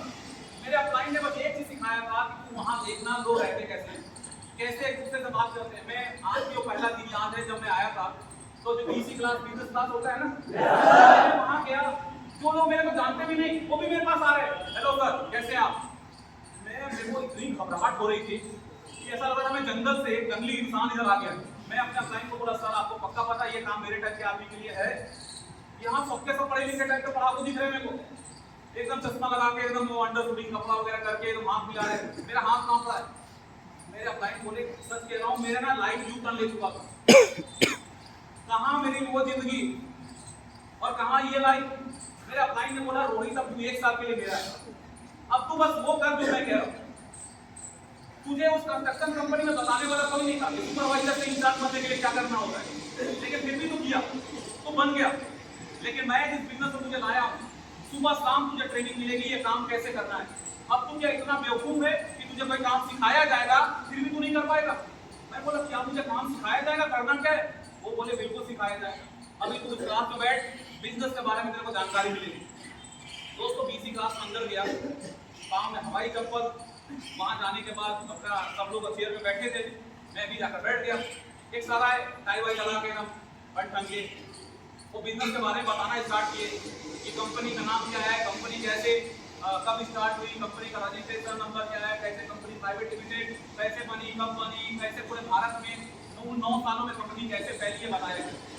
आज कंपनी का 20 साल हो गया, मैं जब आया था कंपनी का 9 साल हुआ। उस 9 साल का बताया गया कैसे 9 साल में कंपनी कैसे भारत में फैली है, कैसे हजारों नहीं लाखों लोग इस बिजनेस में जुड़कर अपनी लाइफ बदले। बहुत सारी चीज बताई गई, लीनियर इनकम, लेवरेज इनकम, बहुत सारी बातें ऊपर से पार हुई। एक दो मोटी मोटी बात मैं समझ पाया। क्या आप पहला दिन सब समझ गए थे? मैं भी नहीं समझ पाया कि ये बात क्या बताया जा रहा है और क्यों बताया। एक दो मोटी मोटी बात मैं समझ पाया। उसके बाद हम कुछ ट्रेनिंग करने के लिए लोग आए, एक ईडी लेवल में रखा था, ईडी अपने बारे में बताता है। नमस्कार दोस्तों, मैं इस बिजनेस में ईडी लेवल पे काम करता हूँ और पिछले महीने का इंसेंटिव इस बिजनेस से है मेरा 12,000। अब जब वो 12,000 बोला लोग ताली बजाने लगे। मेरे को नहीं पता था कि हाँ ताली बजाया जाता है।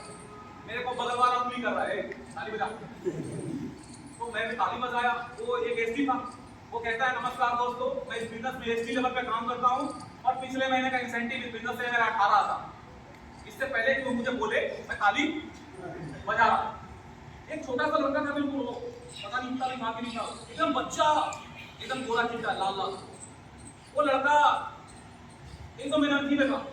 नमस्कार दोस्तों, मैं इस बिजनेस में ड्रीम लेवल पे काम करता हूँ और इस बिजनेस में पिछले महीने का इंसेंटिव है मेरा 58,000। लोग और जोर से ताली बजाए, इस पर मैं ताली नहीं बजाया। मैंने बोला क्या आप और यहाँ भर भर के झूठ बोला जा रहा है? ये छोटा सा बच्चा, मैं बोला एकदम फुल ट्रेन करके भेजा गया ऐसे झूठ बोलने के लिए। अभी ना उसके बाद मेरे को क्लास में मन नहीं लगा। सर कुछ भी बता रहे थे मैं नहीं सुन रहा, उनकी बात सुनने के अलावा सब काम कर रहा था। जैसे दीवार देख रहा हूँ, कौन सा कलर लगा है दीवार में, पंखा कौन सा तेज चल रहा है, कौन सा धीमा चल रहा है, सब कर रहा हूँ, उनकी बात नहीं सुन रहा हूँ। क्लास खत्म हुई, बाहर गया, वो मेरा भाई बाहर खड़ा था। वो बोला रोहित समझ में आया कुछ काम? मैं बोला मैं मिला था क्या मालूम बनाने के लिए? अच्छा गरीब इंसान का मजाक बना दिया आपने, क्या हुआ क्या? मैं बोला यहाँ लोग ना बोरियां भर भर के झूठ बोल रहे। मेरा भाई ने बोला तू बैठ जा, पता क्या हुआ? मैं बोला वो एक बच्चा आया था, वो कहता है कि 2 साल पहले बिजनेस में आया हूँ और मैं पिछले महीना में 58,000 इंसेंटिव है। मेरे भाई ने बोला अच्छा ये बात है, वो कैसा दिखता था बता जरा। मैंने बताया उनका हुलिया में गोरा गोरा था, बाल थोड़ा सा लाल सामने किया हुआ था। मेरे अपलाइन बोले 2 मिनट बैठ मैं आता हूँ, यही बैठ 2 मिनट में आता हूँ। और वो बाहर गए, उनको 2 मिनट भी नहीं लगा, वो वापस आए। लेकिन अकेले नहीं आए, उनके साथ एक शख्स और था। और वो कौन था? हाँ वही आप बिल्कुल समझदार बैठे, वही आंटी। आप यकीन नहीं करोगे, उसको देखने के बाद मैं इतना अंदर गुस्सा हुआ कि अगर ये मेरे को समझाने के लिए आया तो इसका बैंड बजा दूंगा। सच कह रहा हूँ, मैंने अंदर ही अंदर सोच लिया था कि इसकी बात में नहीं आना है। अगर ये बोलेगा उत्तर तो मैं बोलूंगा दक्षिण, अगर ये बोलेगा पूरब मैं बोलूंगा पश्चिम, ये बोलेगा आसमान तो मैं धरती नहीं बोलूंगा पाताल। ताकि ऐसा बोलने से हो सकता है कि वो गुस्से में मेरे को बोल दे कि जान निकल जाए यहाँ से और मैं बच जाऊंगा। अब वो आया, आके मेरे पास बोल रहा है, हाथ मिला रहा है, कैसे हैं आप? मेरा उल्टा बोलना था ताकि वो चला जाए। मैं जेब से हाथ निकाला ही, मैं बोला मैं बहुत बुरा हूँ। बोला बड़े गुस्से में दिख रहे हैं। मैं बोला मैं बचपन से ही ऐसा हूँ, पूछो मेरे भाई से। वो अपने आप कुर्सी उठाया, बैठ गया मेरे पास। मैं मन में सोच रहा हूँ अरे ये प्रमोशन देगा। अब बताना स्टार्ट किया। इस बिजनेस में आने से पहले मैं स्टूडेंट था। मैंने बोला मेरे को कोई फर्क नहीं पड़ता इस बिजनेस में आने से पहले, अब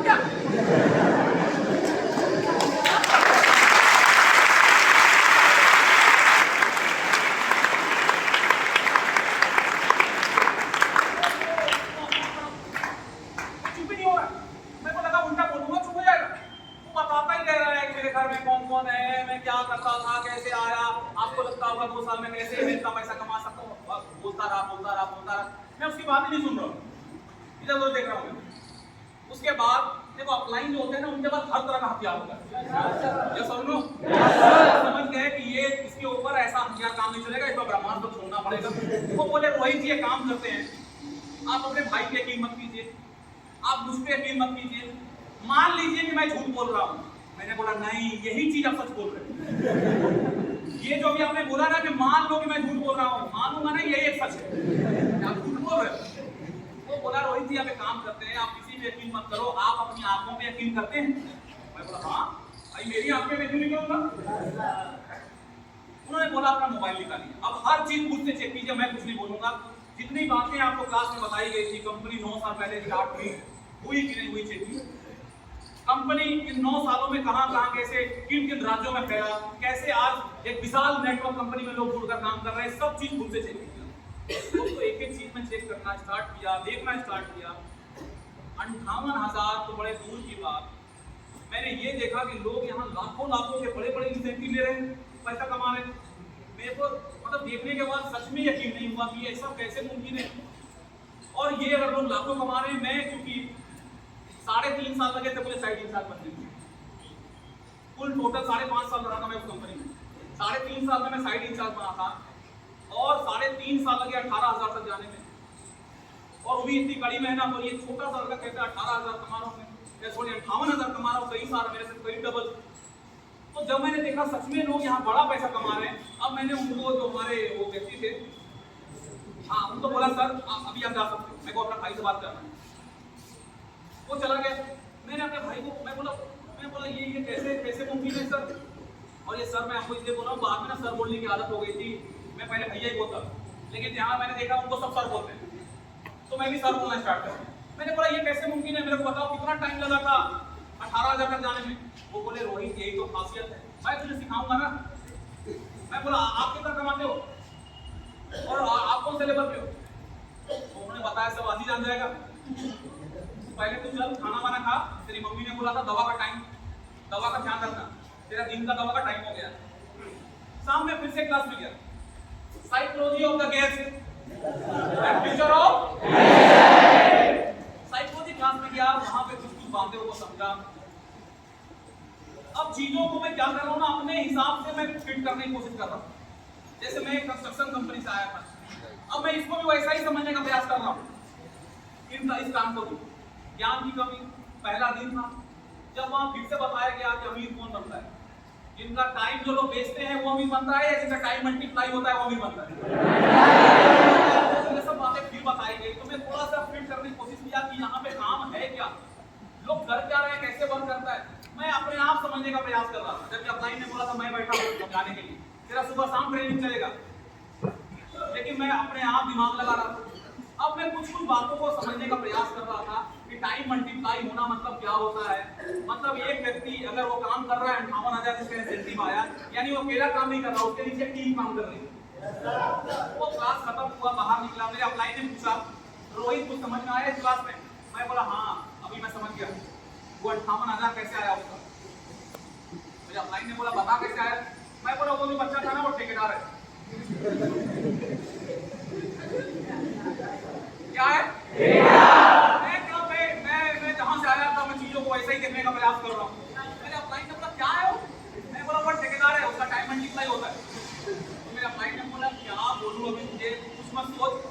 ट्रेनिंग पे ध्यान दे, कल सुबह फिर एक ट्रेनिंग होगी, मैं बैठा हूँ ना समझाने के लिए, कुछ चीजों का समझने की कोशिश करते हैं, हर सवाल का जवाब मैं दूंगा।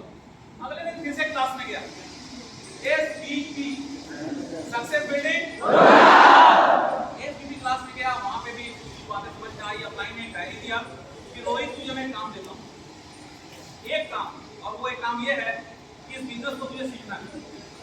सेंटर, ट्रेनिंग सेंटर जो हमारा होता है, वहां तुम्हें ट्रेनिंग दिया जाएगा, सुबह शाम ट्रेनिंग क्लासेस को अटेंड कर, पॉइंट बना, नोट बना, और जो भी सवाल तेरे अंदर आते होंगे उसको अलग एक पेज में लिख के रख। जब एक दिन हम और तुम बैठेंगे, तेरे सारे सवालों का जवाब मैं दूंगा। दोस्तों, अगले दिन मैं ट्रेनिंग सेंटर में गया। ट्रेनिंग सेंटर पे जाने के बाद मैंने देखा कि वहां पे जैसे आप लोग बैठे हो, लगभग 500-600 लोग हैं, जबकि साइकोलॉजी क्लास में, SBP क्लास में लोग कितने लोग मिले थे? कोई 10-15 लोग थे।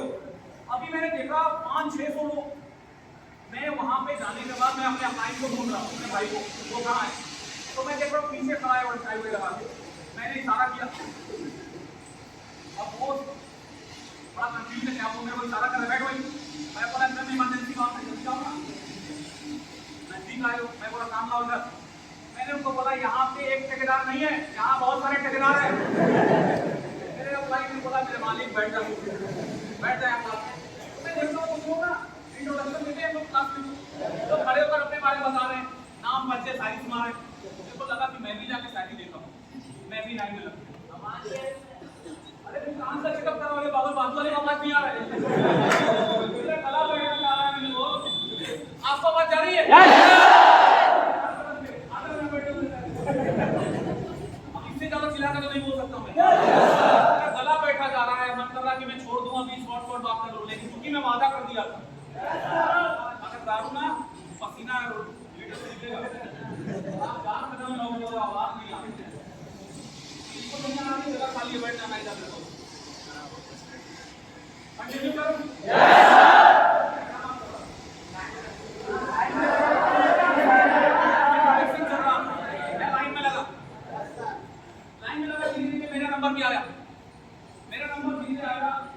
मेरे अपलाइन उधर बैठे पीछे, एकदम वो ऐसे पकड़े हुए, ये पता नहीं अभी क्या बोलेंगे।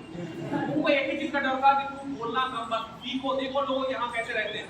और जब मैं आया तो मेरे अपलाइन ने सर पे ऐसे किए हैं कि तू बैठ जा। मैं गया, मैं बोला मेरे को बच्चे देना है, मैं बोला, मैं अपना नाम बताया, मैं बोला पीछे तो आदमी खड़ा मेरा भाई है, वो मुझे बिजनेस में लेके आया, कल आया बिजनेस में, लोग एकदम ऐसा देखा ये कौन कहाँ से आ गया। मैं बोला मैं भी शायरी सुनाना चाहूंगा। Yes sir.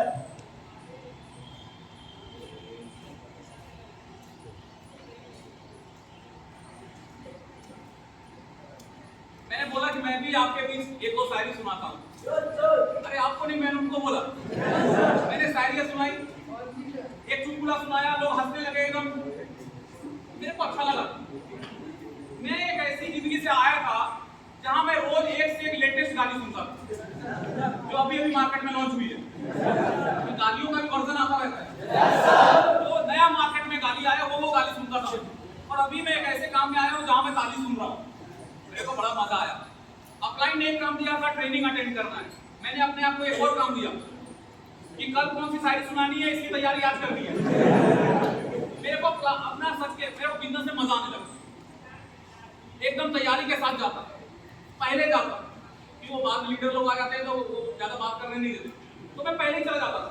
और जब 2010 लोग आए उसी वक्त मैं अपना क्लास स्टार्ट करता था, कुछ भी बात करता था, अपने बारे में कुछ उनके बारे में, मजा आ रहा था।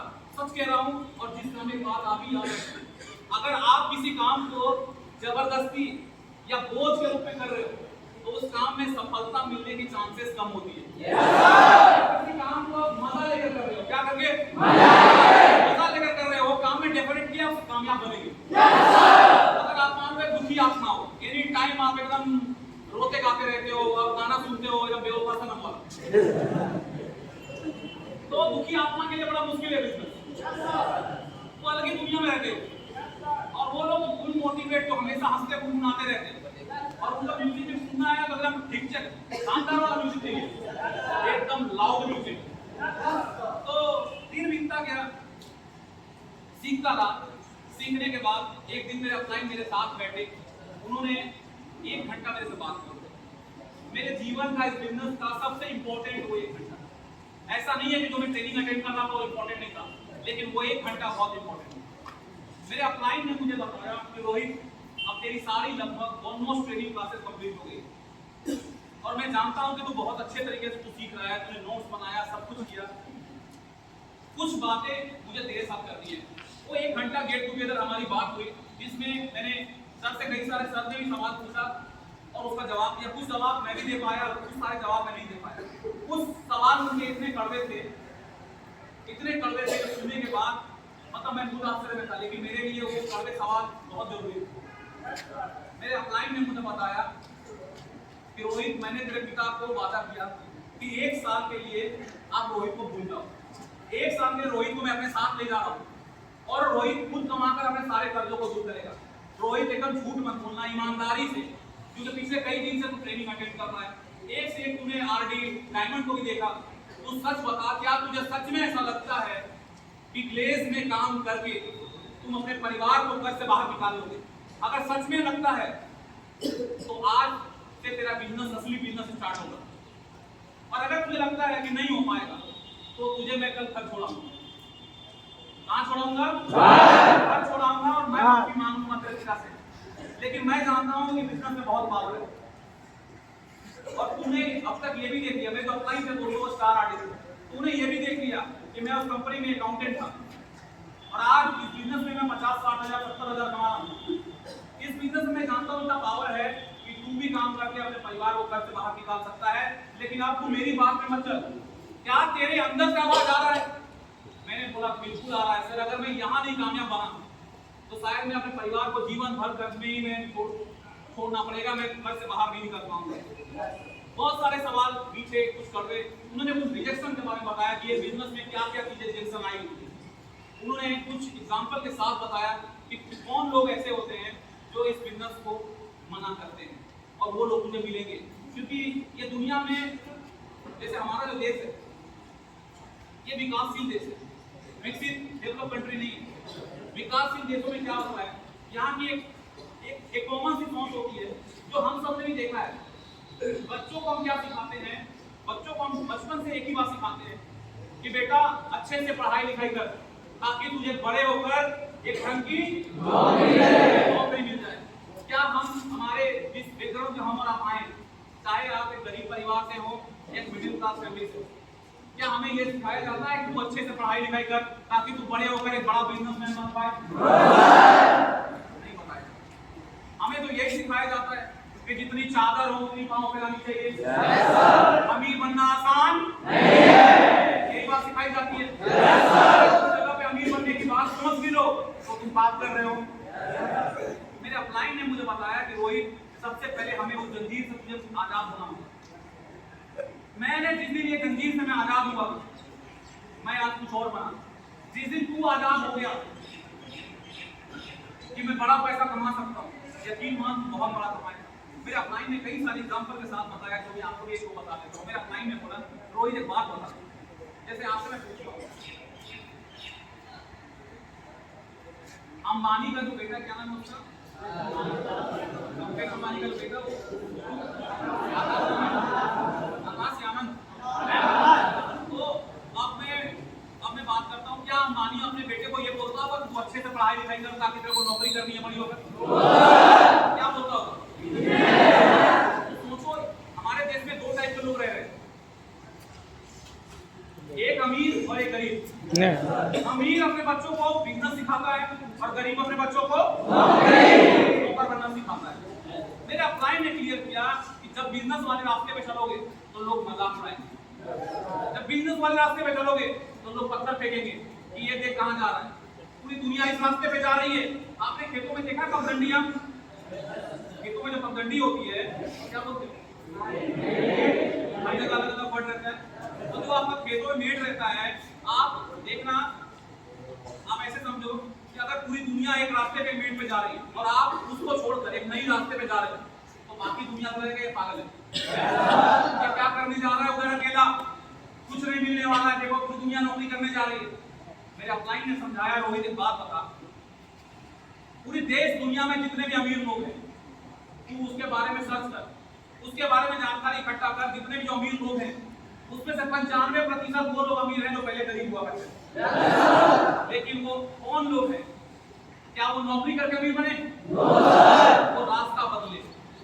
वो उस मेड़ को जो पूरी दुनिया जा रही है उसने नया रास्ता चुना, नई आइडियाज पे काम किया और वो आज यहाँ तक पहुंचे।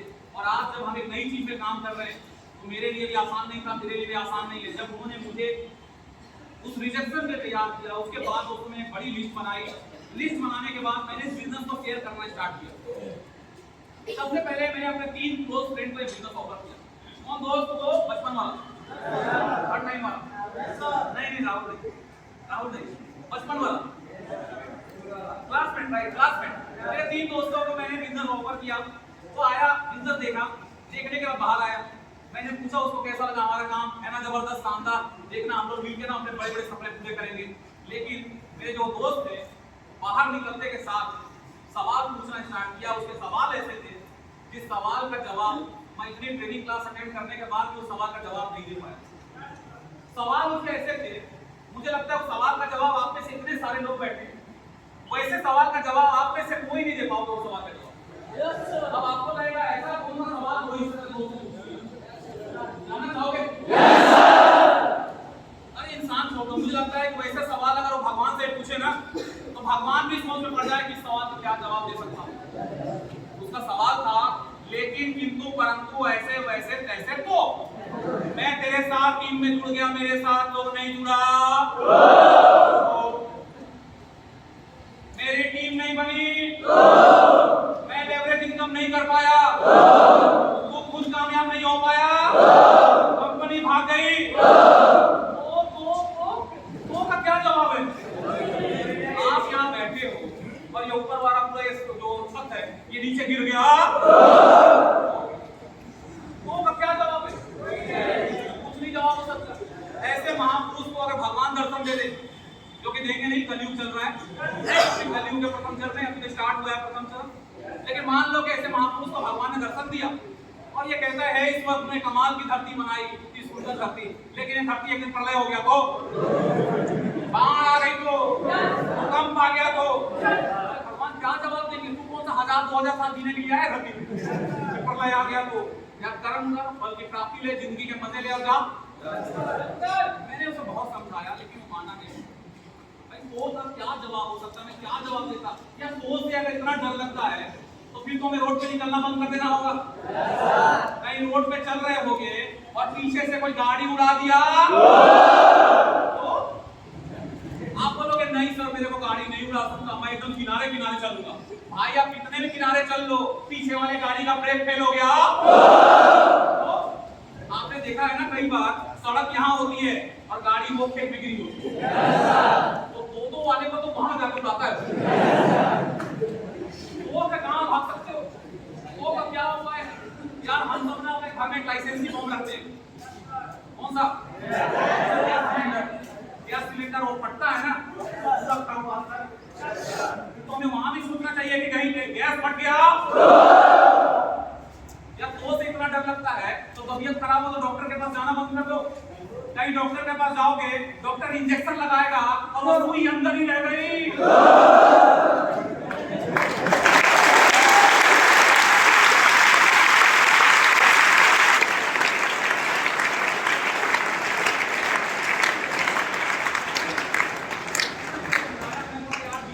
ऐसा पागलों की तरह बात कर रहा है, ऐसे करेगा जीवन में कभी कुछ नहीं कर पाएगा। मैंने उसे बोला तू बात बता, आज कंपनी 9 साल से काम कर रही है बराबर अच्छे रूप से, 9 साल में कंपनी आगे ही बढ़ रही है और 9 साल से कंपनी नहीं भागी। मतलब वो इंतजार कर रही थी कि कंपनी इंतजार कर रही थी भागने का कि एक दिन रोहित शर्मा नाम का एक लड़का है और वो अपने दोस्त को बुलाएगा, उसका दोस्त जैसे ही आएगा बिजनेस देखेगा कंपनी भाग क्या मजाक है इंसान की तरह सोचा कर, लेकिन उसका दोस्त कभी नहीं हो रहा। मेरे दोस्त मेरा एक मानना है कि सीढ़ी एक ऐसा लेवल है कि इंसान सबसे ज्यादा मोटिवेट अगर किसी लेवल पे हो जाता है तो वो सीढ़ी मैं समझाया, माना नहीं, जोश जोश में मैं होश खो बैठा। मैंने बोला तुझे करना है तो वेलकम है, और नहीं करना है तो पतली गली पकड़ ले। एक दिन मिलूंगा तेरे से मैं, लंबी गाड़ी खरीदूंगा, बड़ा घर बनाऊंगा, बैंक बैलेंस नोटों से भरा होगा, तेरे से मिलूंगा। मेरे दोस्त में होस्ट को बैठा उसको चैलेंज कर दिया। अब वो मुझे क्या बोलता है, अरे हाँ चल चल मैं जाता हूँ, मेरे को पता है तू वहीं लौट के आएगा, कुछ नहीं होने वाला तेरे से। वो चला गया। मैं गया अपने रूम पे, मेरे अपना ही ना भाई बोले क्या कर दोस्त आए थे 3 लोग बिजनेस देखने, मैं बोला वो चला गया। तो क्या हुआ, मैं बोला सर वो काम था। उन्होंने बोला हुआ क्या, मैंने बताया पूरी राम कहानी। 1 मिनट में मैंने बिजनेस दिखाया ऐसा था, और लेकिन किसको परंतु कर रहा था। मेरे अपना ने बोला तू क्या जवाब दिया, मैंने बोला सर जी मैंने भी बोल दिया करना है तो कर, वेलकम है, और नहीं करना है तो पतली गली पकड़ ले, मिलूंगा तेरे से, बड़ी गाड़ी बड़ा घर सब बोल दिया सर मैं। मेरे अपना ने कहा वेरी गुड, ये ट्रेनिंग कहाँ मिला तुम्हें। मैं समझ गया मैं गलती कर दिया हूँ। मैं बोला सर जी गलती हो गया, मुंह से निकल के अभी क्या करूँ मैं। मेरे अपना ने बोला लिस्ट कर, वो लिस्ट ले लिया मेरा, बोले तो कल से फिर से ट्रेनिंग में ध्यान दे, तू अभी तक नहीं समझ पाए ये बिजनेस क्या कहता है। मैं बोला अरे माफ करो ना, आपने पता है क्या बिजनेस ड्रीम देखने वालों का बिजनेस है। उसके बाद ड्रीम नहीं था। मैं अभी अप्रोच करूंगा ड्रीमर्स जिनके पास सपने हो, सपने को पूरा करने के लिए वो मेहनत करने को तैयार। अब मैं उसी को बुलाऊंगा, लिस्ट लाओ। मेरा क्लाइंट ने बोला आखिरी गलती, अब दोबारा करेगा तो मैं लिस्ट दूंगा नहीं तेरे। उसके बाद इनसे अप्रोच करना स्टार्ट।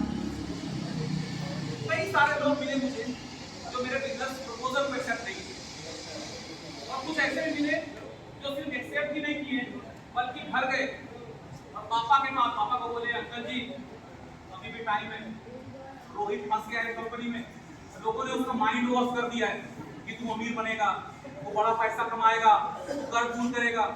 उसको जो झूठ बोल के बैठा रहता है उसको वापस बुला लीजिए, वहां कुछ नहीं होने वाला। मेरे पापा ने मेरे को कॉल किया, हेलो यस सर, मुझे कॉल किए। कॉल करने के बाद उनका जो पहली बार बड़े दिन बाद में देखा उनका जो लाइन था, उनका लाइन थोड़ा सा मेरे को वो ऐसा बोलते हैं रोहित सब ठीक है बेटा, सब ठीक है, मतलब ऐसा लगा कि नमक क्यों ठीक है। मैं बोला आप कुछ और कहना चाहते हो, पूछना चाहते हो। तो उन्होंने मेरे दोस्त का नाम लिया कि वो आया था। मैं बोला मैं समझ गया आपका मन हो चुका है, अब मेरा ट्रेनिंग याद करना पड़ेगा, मेरे को क्या जवाब देना। मैं बोला पापा इससे पहले कि आप सवालों का बौछार करो आप मेरी बात सुन लो। तो 2 लाइन। पहला चीज आपका बेटा कौन, वो या मैं। Hello yes sir. बाप क्या बोलेगा, अपने बेटे को ही बोलेगा ना, यस सर, पड़ोसी के बेटे को बोलेगा। हुए मेरे बच्चा, पापा मुझे एक बात ही बताओ, आज के युग में, और ये बात मैं आपको पूछता हूं, आपको ऐसा लगता है कि आज के युग में टेक्नोलॉजी का जमाना है, आज के टाइम में हर चीजें आपके पास मौजूद है इंटरनेट पे होगी। आज जो मैं इतनी बातें करके जा रहा हूँ, आप मैं सच बोल रहा हूँ या झूठ बोल रहा हूँ, एक नाम डालकर सिर्फ अपना आप चेक कर सकते हो। गूगल कर लो, यूट्यूब पर मेरा नाम कहीं डाल लो, मेरी हर चीजों को आप चेक कर सकते हो लाइव। Hello yes sir. हर चीजें चाहे वो बड़ी से बड़ी इंसेंटिव से लेकर हर चीजें आप खुद से देख सकते हो। मैंने अपने पापा को बोला पापा एक बात बताओ, आपको ऐसा लगता है कि आज की दुनिया में कोई किसी को माइंड वॉश करके, किसी को बेवकूफ बना के अपने साथ रख सकता है क्या? No sir. रख सकता है? No sir. 2 दिन रख सकता है, 4 दिन रख सकता है, 5 दिन, एक दिन की सच्चाई सामने आएगी कि नहीं आएगी? पापा को समझाया, पापा को लगता है कि मैं इतना बेवकूफ, इतने दुनिया जहां तक मैं घूम के बैठा हूँ, पता नहीं कितने स्टेट में अकेले रहता था, वहां पे आपको नहीं समझ में आता था कि मैं फंस गया हूँ या कोई माइंड वॉश किया है, और आज एक घर के जगह पे हूँ तो आपको लगता है वो माइंड वॉश कर दिया है। एक काम करता हूँ, मैं इस प्लेस को छोड़ देता हूँ, घर आता हूँ, लेकिन मैं पूरी लाइफ आपको ब्लेम करूंगा कि अगर मैं कर्ज से घर को बाहर नहीं निकाल पाया, मैं कर्ज से मुक्त नहीं कर पाया, तो आपके कारण नहीं कर पाया। क्योंकि ग्लेज में कुछ रहे या ना रहे, एक चीज था और वो था उम्मीद। आज नहीं तो कल, कल नहीं तो परसों एक दिन में कामयाब।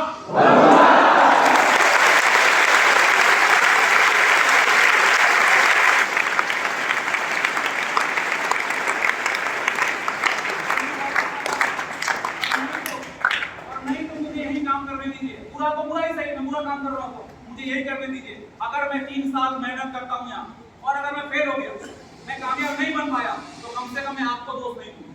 मैं अपने आप को रोक दूंगा। तो मेरे पापा कहते हैं, अरे रोहित तू तो सीरियस हो गया, मैं तो मजाक में पूछ रहा था। मैं बोला मैं भी मजाक कर रहा था, ये सब ट्रेनिंग है, ये सब ट्रेनिंग है। मैं बस आजमा रहा था कि ट्रेनिंग काम करता है कि नहीं करता।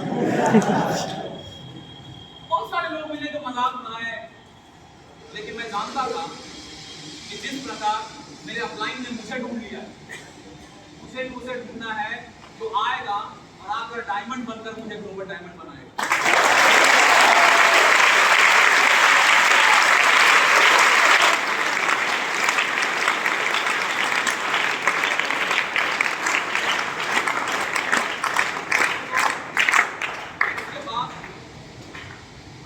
मुझे वो लोग मिले जिनके अंदर ड्रीम था, जो सपने देखने वाले लोग थे, जिनके पास बड़ा करने का, लाइफ में बड़ा करने का सपने थे कि मैं लाइफ में कुछ बड़ा करना चाहता हूँ। आखिरकार वो लोग मिले। और दोस्तों मैंने टारगेट बनाया था, मेरे टाइम में एक टारगेट था कि 0+4 मंथ में यदि मैं आरडी बनता तो मैं आरडी नहीं बल्कि क्या कहलाता। आपके समय में कितना टाइम मिलता है? 0+7 मंथ टाइम मिलता है। और साथ ही साथ बीच में कंपनी ऑफर भी देती रहती है। पिछले महीना ऑफर था, अभी भी कंटिन्यू ऑफर चल रहा है। आप में से बहुत सारे लोग ऐसे हैं जो स्टार वाले ऑफर को क्वालिफाई किए होंगे, ये बहुत सारे लोग होंगे जो इस महीना भी क्वालिफाई करने वाले हैं। आप देखना आगे इस फिल्म में कि स्टार का पावर क्या होता है। क्यों मैं आपको एक बात बस बोल के जाऊंगा, कर्म करना हमारे हाथ में है। कौन बैठा है?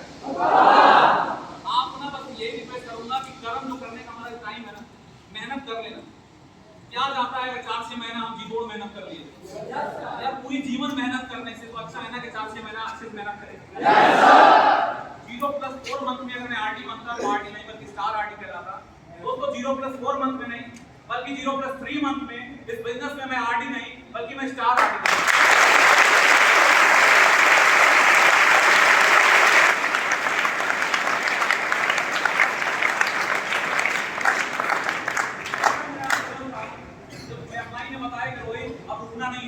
आगे का लेवल अगर तू डायमंड बनेगा तो डायमंड नहीं बल्कि स्टार डायमंड कहलाएगा।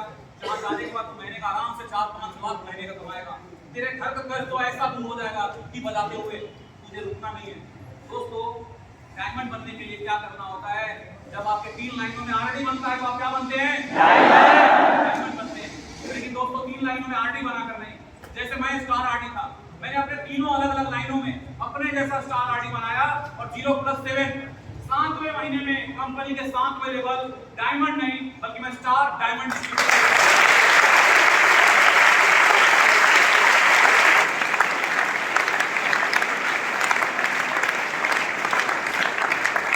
स्टार डायमंड बनने के बाद उस लेवल पे सबसे पहला मैंने काम किया था, जो कि मेरे ऑनलाइन ने मेरे पिता को वादा किया था कि 1 साल के लिए रोहित को लेकर जाऊंगा। उन्होंने अपने हर वादा को पूरा किया। मेरे अपलाइन ने मुझे बताया कि रोहित समय देख ले, अभी भी हमारे पास समय बचा है। 1 साल से पहले इस लेवल तक आ गया, वो इनकम तक आ गया कि तू अपने बड़े से बड़े कर्ज को खत्म कर सकता है। दोस्तों डायमंड लेवल पे ही मैंने अपने परिवार में जितने भी कर्ज थे सारे लोगों से मैंने पैसा वापस किया। पैर छूकर उनका धन्यवाद किया कि आज आपके वजह से जिंदा हूँ। आपने मेरे पिता का सहयोग किया। भगवान न करे अगर आप कभी मुसीबत में रहे तो आप मुझे याद करना, मैं आपका हमेशा काम आऊंगा। मैंने अपने पिताजी के पास गया, मैं प्रणाम किया, उनको बताया कि मैंने सबको कर्ज वापस कर दिया। मैंने माँ को बोला, माँ हमारे ऊपर 1 रुपए का कर्ज नहीं है, सबको पैसा वापस कर दिया हूँ 12.5 लाख। दोस्तों उस दिन मेरे मम्मी और पापा के आंखों में आंसू था, लेकिन उस दिन एक बात पता चला कि आंसू भी 2 तरह के होते हैं। एक आंसू तो हमेशा निकलता है, नॉर्मल दुख में निकलता है। एक आंसू वो होता है जो खुशियों में निकलता है। मेरे मम्मी पापा को यकीन नहीं हुआ कि आज हम कर्ज से बाहर आ चुके हैं। मैंने पापा को बोला, पापा एक बात बताओ, जिस दिन आप कॉल किए थे याद है ना वो बात जो मेरे दोस्त आके बोला कि मैं माइंड वॉश कर दिया गया, मैं फंस गया हूँ, वापस बुला लीजिए। अगर मैं उन्हें वापस आगे आ जाता तो क्या हमारा परिवार कर्ज से बाहर निकल पाता? मैंने पापा को बोला, पापा ये कुछ नहीं है। एक दिन सपना था कि मैं मिट्टी के घर को खुलवा कर 2 कमरे का पक्के का मकान बनाऊं, लेकिन अब देखना रोहित क्या बनाता है। अब बनेगा तो बंगला खड़ा होगा। दोस्तों अगला दूसरा मेरा लेवल मेरा इंतजार कर रहा था, वो है ग्लोबल डायमंड। अगर मैं ग्लोबल डायमंड बनता तो कौन सा ग्लोबल डायमंड बनता? एक बहुत लंबी छलांग होती है डायमंड से ग्लोबल डायमंड की। मेहनत किया, अपलाइन की सपोर्ट, प्लानिंग पे काम किया, 3 लाइनों में डायमंड बनाकर ग्लोबल डायमंड बना जाता है। लेकिन दोस्तों डुप्लीकेशन का बिजनेस है, अपलाइन जैसा होता है उसका डाउन लाइन भी वैसा ही बनता है। मैं स्टार डायमंड था, मैं महीने के 6 लाख 7 लाख 8 लाख 9 लाख महीने कमा रहा हूँ। मेरे जो डाउन लाइन थे उनके अंदर भी आग लगी, यार मुझे भी स्टार डायमंड बनना है रोहित सर की तरह, मेरे पास भी इतने बड़े पैसे होंगे।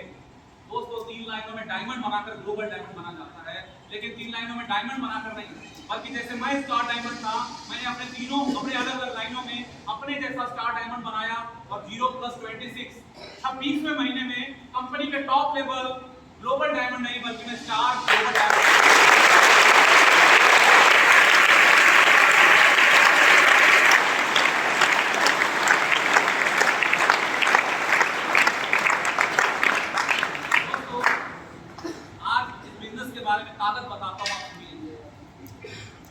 जब मैं बिजनेस में आया था तो जो मेरा पहला इंसेंटिव था बिजनेस का, फर्स्ट इंसेंटिव मात्र 400 रुपए का। क्या रोहित उस 400 के ही आया था बिजनेस में? मैं जानता हूँ कि इंसान सीढ़ी लेवल पे बहुत ज्यादा बड़े बड़े पैसे नहीं कमाते, लेकिन आज के डेट में तो लोग 5-6 हज़ार इंसेंटिव बना जैसा लोग मात्र 400 का था। मैं आपको क्यों बोलूं 5 का था, सीढ़ी लेवल पे मात्र 400 का इंसेंटिव था मेरा, लेकिन फर्क नहीं पड़ता कि सीढ़ी लेवल पे इंसेंटिव मेरा 400 का था। फर्क इस बात से पड़ता है कि सबसे छोटा इंसेंटिव तो 400 का था, लेकिन सबसे बड़ा इंसेंटिव मेरा कितना है 1 महीने का, सुनना चाहोगे आप? बिजनेस का पावर और स्टार का पावर दिखाता हूं। इस बिजनेस का सबसे टॉप इंसेंटिव है मेरा 1 महीने का, कितना? 1 महीने का, 1 साल में सोचने। तो सबसे टॉप इंसेंटिव है दोस्तों, वो है 24,59,000 रुपए आएगा।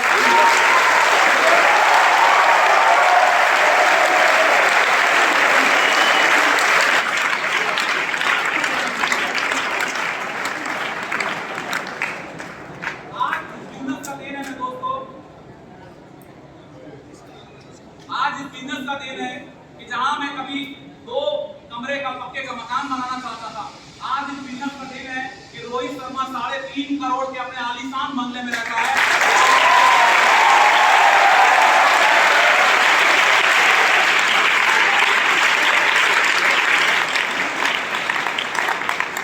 आज इस बिजनेस का दिन है दोस्त। अगर मैं अपनी इन 11 सालों में मैंने कितना पैसा ले से कमाया, क्या ये भी जानना चाहोगे?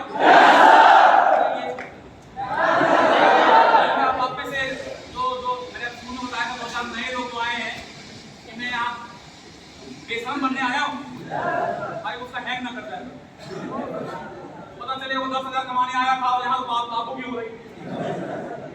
अच्छा कर लोगे? अच्छा आप में से कितने लोगों के पास दिल है?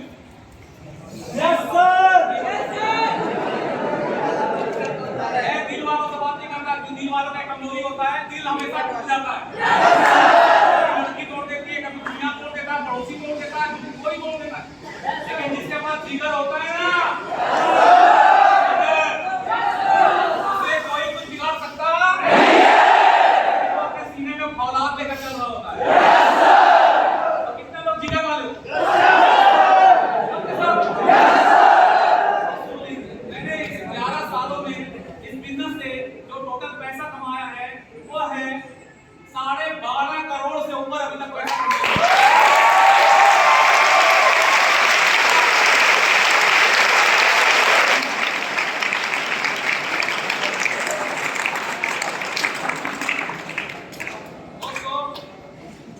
समय मेरा भी बीता और समय मेरे उन दोस्तों का भी बीता जो कंपनी भाग गए, नहीं बन पाया, टीम नहीं बनी, उनका भी बीता, समय मेरा। वो आज भी ऐसे ही घिसी-पिटी लाइन जी रहे, लेकिन आज रोहित शर्मा एक ब्रांड बन गया है। आज जब भी पटना जाना होता है तो मैं अपने दोस्तों के मिलूं या ना मिलूं, मैं अपने दोस्तों के माँ बाप से जरूर मिलता हूँ, क्योंकि अब वही मेरे अंकल आंटी है जिनको लगता था मेरे बेटे को बिगाड़ के रखा है रोहित, जिनको लगता था मैं मुखिया हूँ, दुनिया का सबसे बिगड़ा हुआ इंसान मैं हूँ। जरा देखो तो सही रोहित शर्मा कौन है।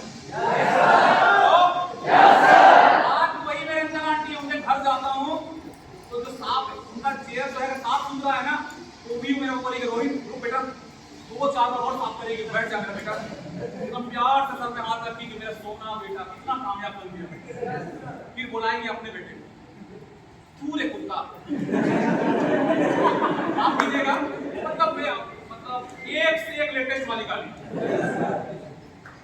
मेरे को इतना आनंद आता है ना, मैं आंटी कहता हूँ आंटी आपको मेरी कसम है एक गाली और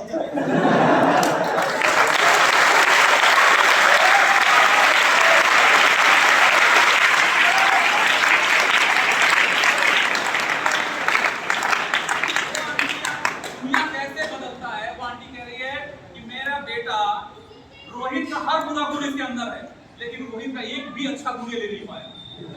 जरा देख ये कहां से कहां पहुंच गया, अपने परिवार को कहां ले गया, और तुम वहीं बैठा हुआ प्लानिंग कर रहा है कि ओला टैक्सी चलाऊंगा। सच कह रहा हूं, मेरा दोस्त है वो मेरे को फोन किया अभी कुछ दिन पहले, बोलता है रोहित मैं सोच रहा हूं ना ओला टैक्सी चलाऊं। मैं बोला बहुत बड़ा बिजनेस है तू कर ले। आज भी पता है क्या बोलता है, आज भी अपने आप को दोस्त देता है, पता है क्या बोलता है, ऐसे इंसान से ना बच के रहना। आदमी आज भी ये कहता है ऊपर वाला ही नहीं चाहता था कि मैं अमीर बनूं। अरे वाह, अब डायरेक्ट दुश्मनी किससे? आज तक तो इंसान को बोलता था तू मेरे को धोखा दिया, तेरे वजह से नहीं बन पा रहा हूं। अब इंसान डायरेक्ट टक्कर ले रहा किससे?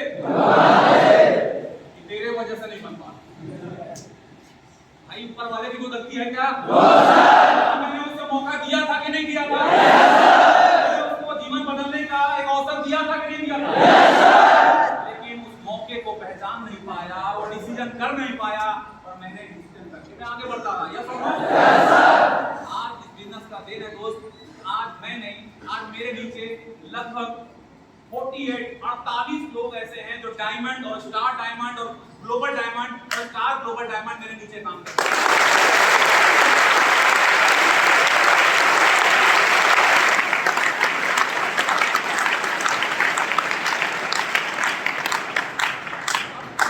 फिल्म खत्म होने वाला है तो जाते जाते थोड़ा सा हीरोइन के बारे में बता देता हूँ। स्टार ग्लोबल डायमंड बनने के बाद मैंने शादी किया उससे, बस बात खत्म।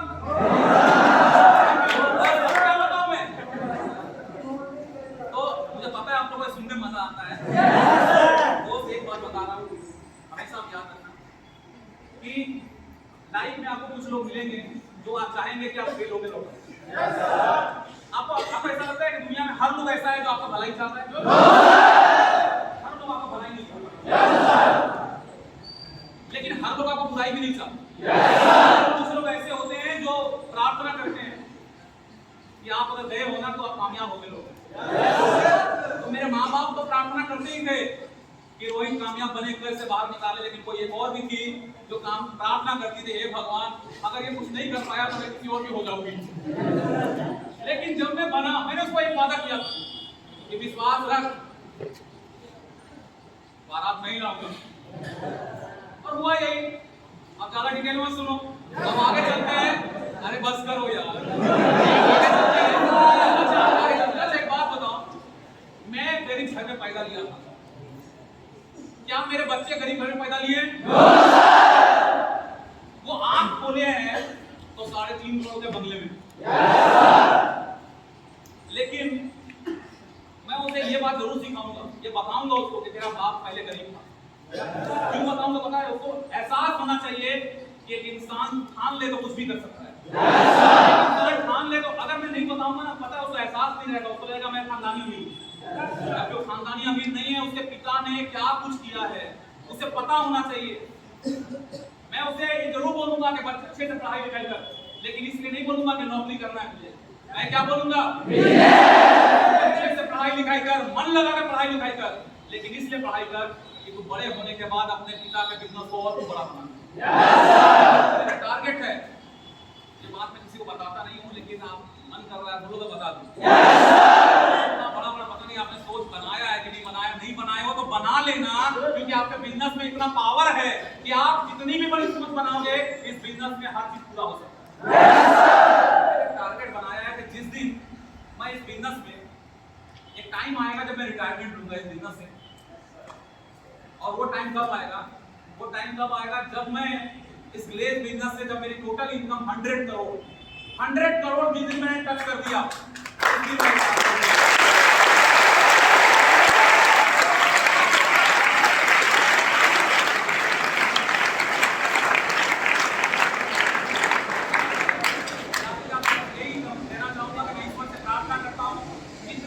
कामयाबी ईश्वर ने ग्लेज में मुझे दी, जितना सम्मान ग्लेज में मुझे मिला, आपको भी मुझसे बढ़कर कामयाबी मिले, मेरे से बढ़कर सम्मान मिले।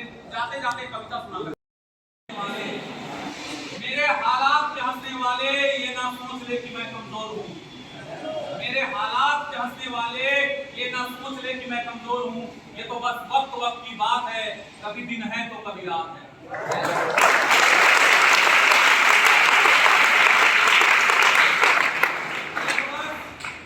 बस वक्त की बात है, कभी दिन है तो कभी रात।